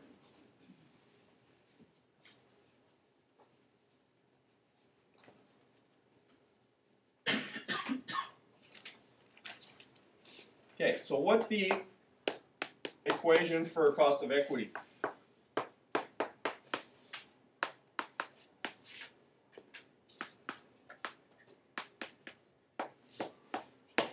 So beta, that's for the whole company. We want to know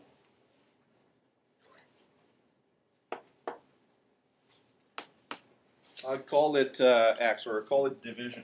I don't want to use RD because people are going to think it's the same as cost of debt. So the cost of that equity, it's still going to have the same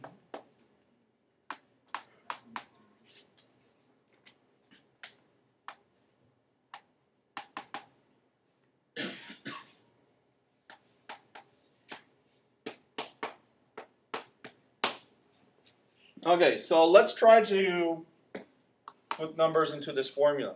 You got 0.035. The beta of the division is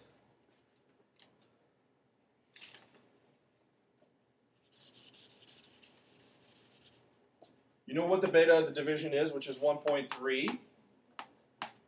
And what is that? What is RM minus RF? right? It's the market risk premium, but it's not given to you in that question.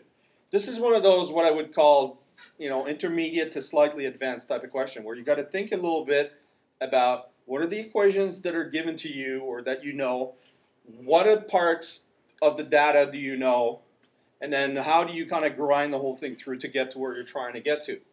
So here, you're trying to figure out what that is.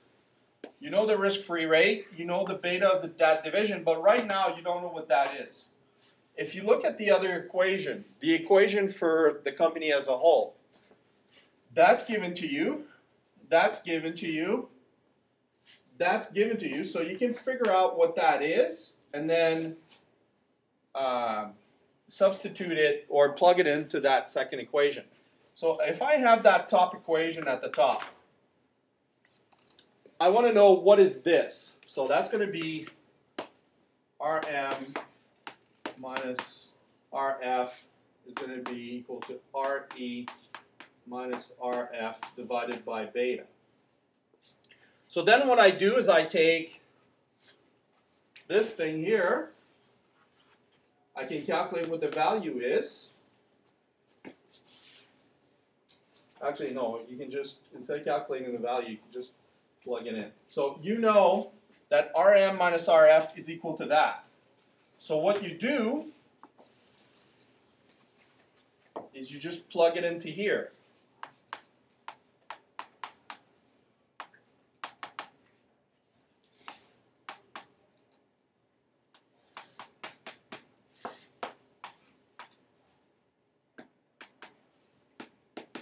I'll use beta E for the whole company.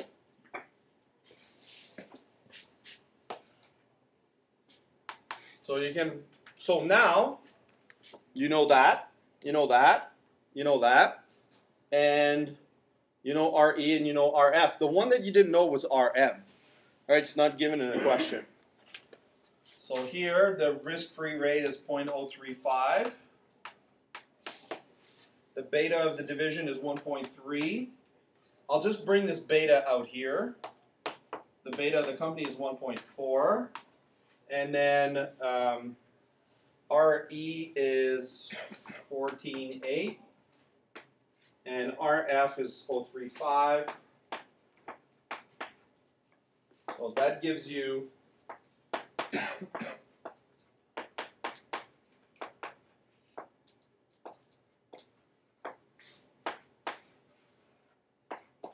that the appropriate cost of equity for that division is 13.99. And that makes sense. If you have a, remember, right, higher percentage, higher risk. So if you have something that's less risky, 1.3 versus 1.4, you expect the cost of equity to be less than 14.8, and it is 13.99.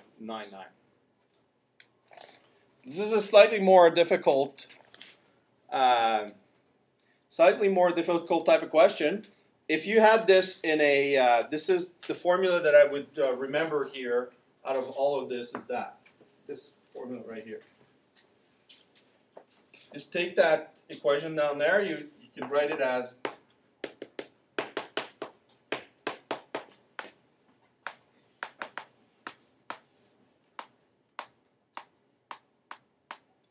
firm.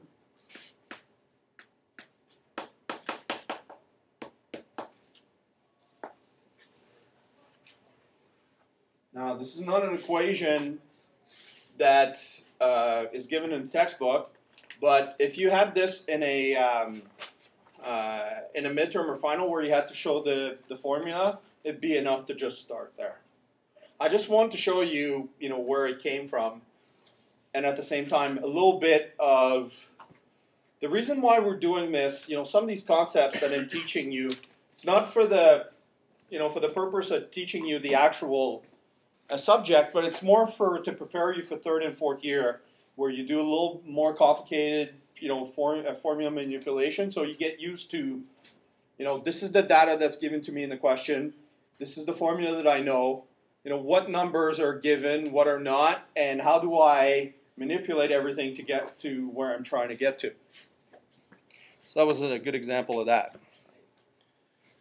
Now let's talk about what happens if you use the company-wide cost of capital for all the projects.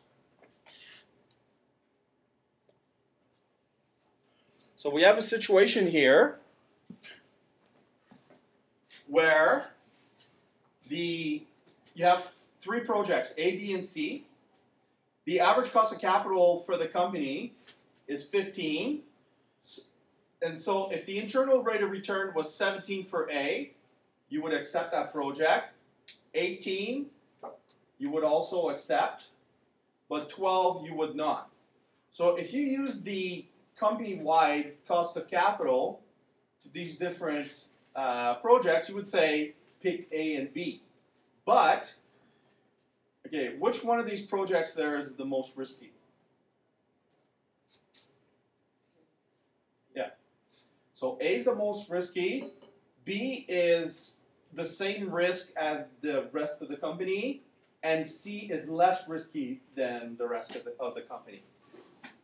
So if you picked each project based on the required return based on the risk of that division, for A, you would reject that project because the required return is 20, but the internal rate of return is 17, meaning that project A has a negative net present value.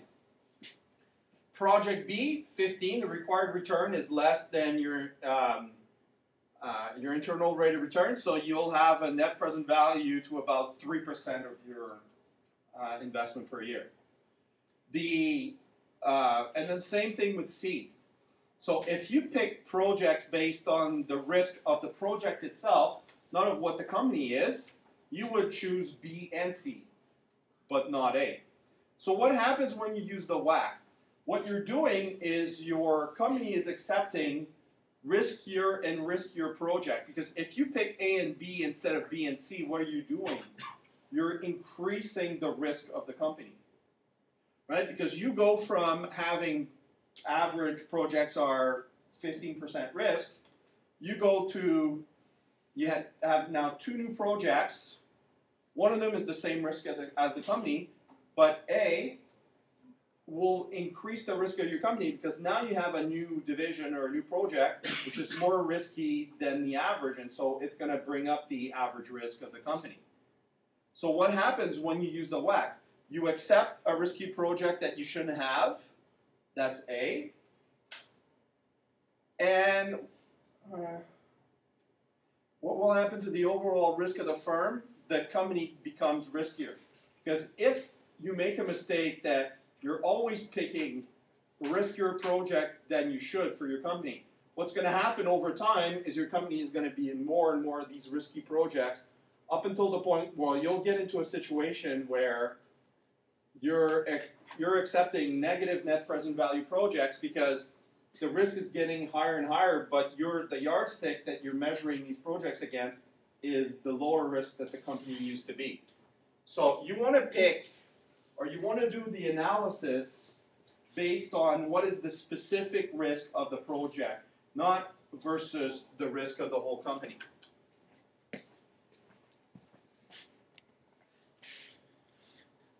So how do you figure out these, what is the cost of equity or the average cost of capital that you should use for a division with a different risk? Because it could be that it's less risky than your current company. So there's different ways. So there's pure play. That was the first one that I showed you where you just adjust the risk of that division, but you came up with a beta of 1.3 for that division. How do you come up with that? You can't really, because if you have a company, there's one stock that's trading, you don't have individual stocks that are trading for each division, so you can't come up with a beta for the divisions. How would you come up with a beta for that division? There's two main ways. The first one is what's called a pure play approach. So what you do is you go and you look out there and you try to find a company that's publicly traded that does just that. So if I'm going back to my Petro-Canada example, if I want to know the the beta that I should use for an offshore drilling project, then what I would do is I would try to find a company that does just offshore drilling. You know, they don't have refineries, they don't have gas station. It's a pure play, right? It's pure. That's the only thing it does. Then you can take, well, pure play. This is in the case of where you have more than one, but usually it's pretty hard to even find just one. So it does say that, you know, if you find more than one, you just take the average of them. But in reality, you'll probably just find one or two. And then you can just use that beta to figure out what the cost of capital should be. But like I said, the bottom part, often difficult to find pure play companies. Although that's getting less and less so because investors nowadays have a preference for pure play companies as opposed to conglomerates. It used to be in the old days, I'm talking 1970s, 1980s, in before that, a lot of companies in the U.S. were conglomerates where they had all these different businesses that didn't really relate to each other in any kind of way. Right? You think of GE. They make airplane engines, but they also make dishwashers. I'm pretty sure that there's absolutely nothing in common between a GE dishwasher and a GE aircraft engine. These are not really businesses that go together. The argument back then was that what it does is it provides diversification. Right? So if we're a company and we have all these different business lines, then if one doesn't do so well, we'll have this other one that does better.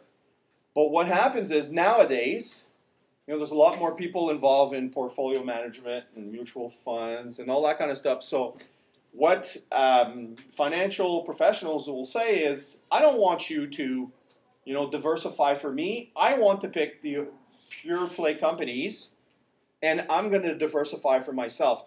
In other words, that idea of portfolio diversification, in the old days, it was done through the conglomerate in a single stock, in a single company. Nowadays, investors, professional, fund managers, those kinds of people, they much prefer to have, instead of buying one big company that has all these different businesses and getting the diversification that way, they would rather buy many companies and choose them themselves. So you have this thing now called the conglomerate discount, where if you take the value of all the businesses in a conglomerate and you add them up, they would be worth more than what the actual company is trading at today. Typically, the conglomerate discount can be anywhere from 5 to 20%. So say I have five divisions, they're each worth $1 million. If, by themselves, well, you would think that the conglomerate would be worth $5 million, but it's not. Usually it'll be worth like 4.25, 4.5 million. There's a little conglomerate discount. Professional investors nowadays really, really hate conglomerates. They're kind of a leftover dinosaur from the past.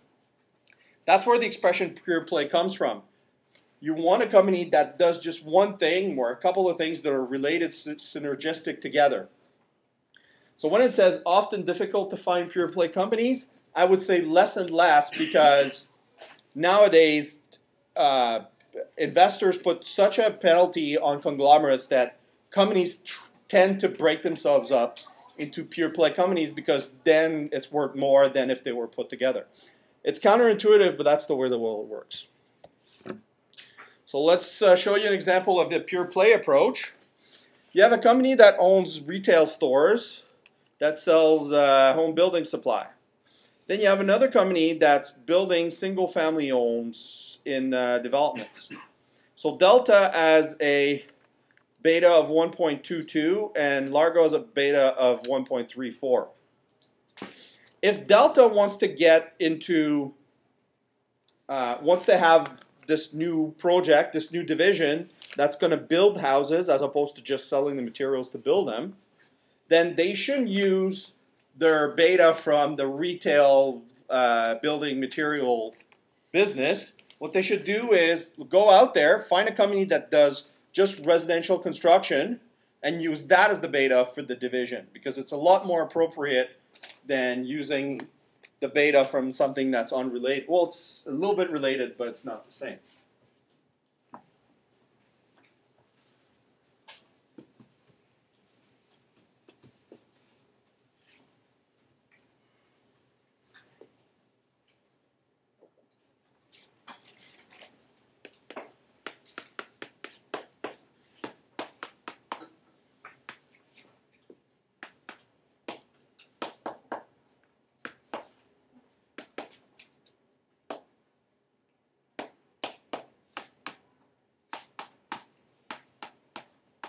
So what delta does is when it comes up, when it's the time to figure out the cost of capital for that new division, they use the beta of Largo instead of the beta of delta for what the cost of equity for that division is going to be.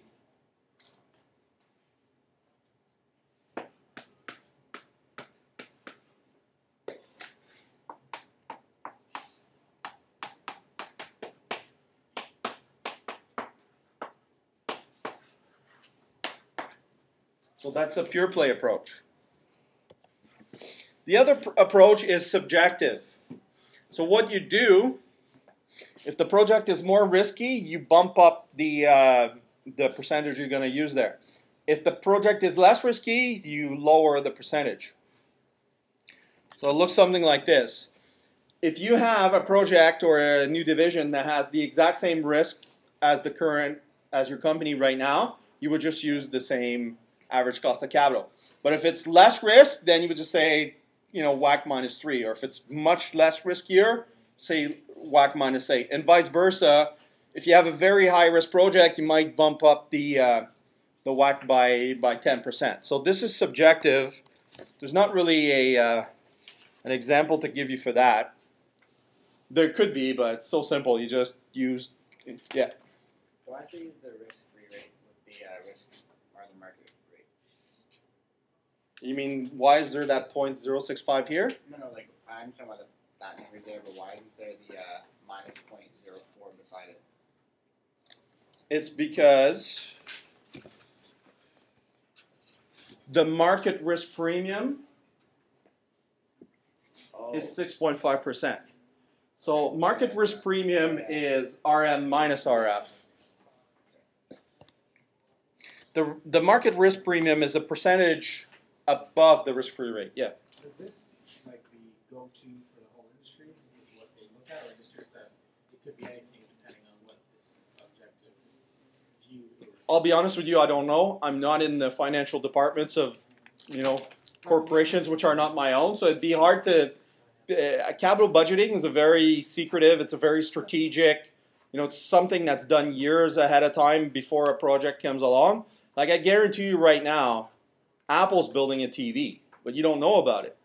But the investment that they did to, the equipment and all that, they were thinking about this like 3-4 years ago, right? So to tell you what do people use in the real world, I'm not sure because I don't, I'm not there. And this is a part, capital budgeting and those kinds of things. This is a secretive part of companies that you don't really see disclosed on financial statements. So it's hard to say. Some companies might use one, some companies might use the other. I really don't know. I'm sorry, I don't have an answer to your question. So the last concept for today is the weighted average flotation cost.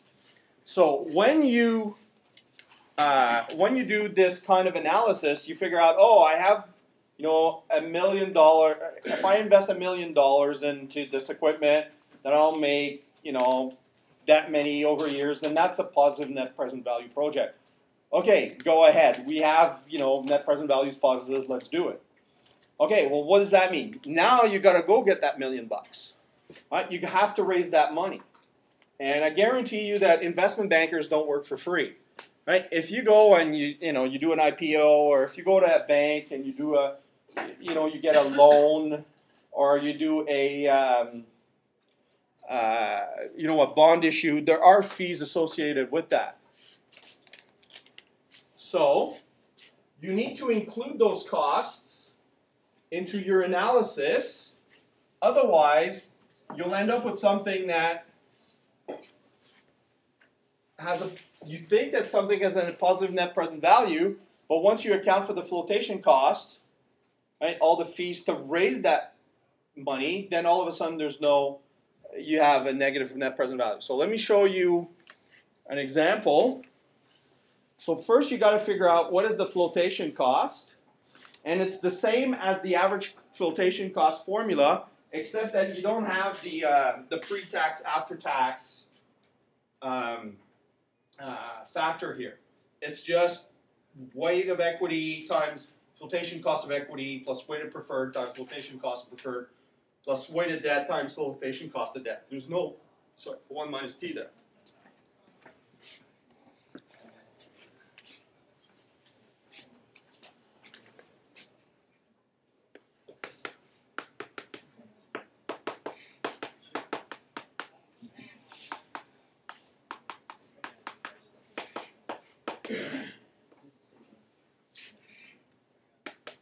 So here you have 45% of your company in equity, and the flotation cost of equity is 8%.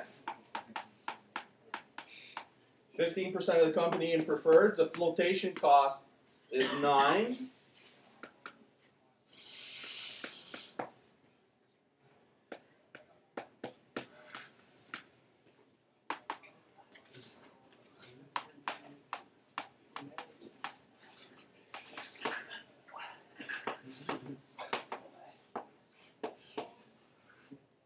So that's your average flotation cost.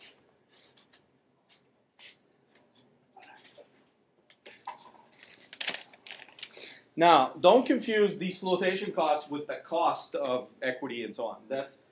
What that's saying is, if I raise $1 million worth of common stock, it's going to cost me $1,080,000. Sorry, I'm going to have to raise $1,080,000 because I need to cover my costs. So you want to know what is the total cost of the project, including the money that you need to pay the investment bankers or whatever other fees in order to get that capital. So you need to increase your budget in order to, after you've paid your fees, you have the amount of money that you need to invest.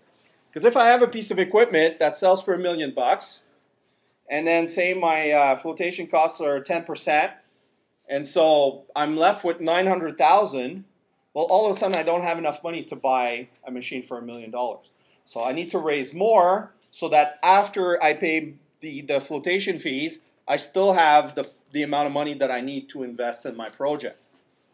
So it's pretty simple. It's just the total cost is whatever the cost is divided by 1 minus the flotation.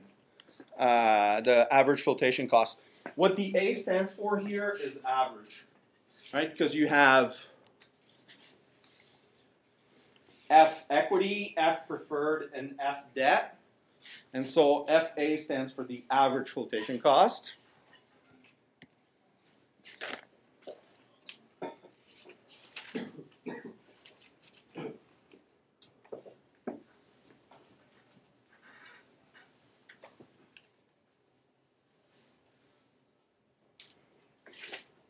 So the project cost.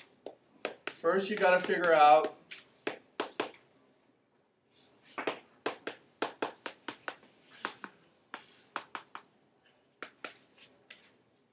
I'm 60% equity, flotation cost is 8, 40% debt, flotation cost for debt is 2.5%, which is typical.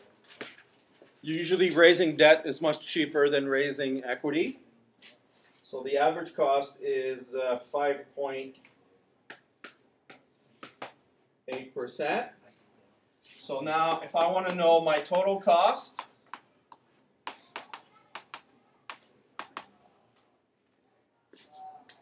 so I need to be left with $165 million after I pay the fees that I need to pay in order to raise that $165 million. So if my average flotation cost is 5.8, that means I'm going to have to raise $175 million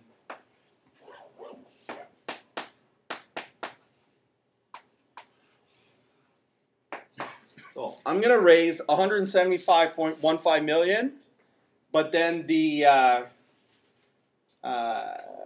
bankers are going to keep 10, and then I'll be left with my 165. Last example. Certainly won't have time for more examples tonight. So you can just try them at home. So here's an example why we care about this. So you have a company that has an investment for $1 million and it's going to generate after-tax cash flow of $250,000 for 7 years. So if the debt-to-equity ratio is 0.6, then the weight of debt is 37, the weight of equity is 62. The average flotation cost is 4.25. And so the true cost of my project is $1,044,386. The present value of the future cash flows, this here, is the present value of $250,000 for 7 years at 15%. That has a present value of $1,040,000. Here's what happens. Here's what can go wrong. If you look at this and you say, well, my cost is $1 million. If you could, you don't know about flotation costs, you ignore that. What happens? You look at this project, you say, okay, the present value of my inflows is $1,140,000, and my outflow is $1 million. So I have a project that has a positive net present value of $40,105. But what happens is if I include the flotation cost of 4.25% or 44,386, then all of a sudden the present value of my outflow is $1,044,000, but the inflow still stays the same. So now I went from a positive net present value project when I didn't consider the flotation cost to a negative net present value project once I do. So that's why we care about flotation costs, because once you look at an investment, you have to consider the fees that it's going to take you in order to go get that money to invest in that project. Okay, so that's it for tonight. I will see you next Tuesday. Remember, quiz 2 and group assignment 1 is on the website and on CU Learn. And I'm going to fix the quiz 1 grades.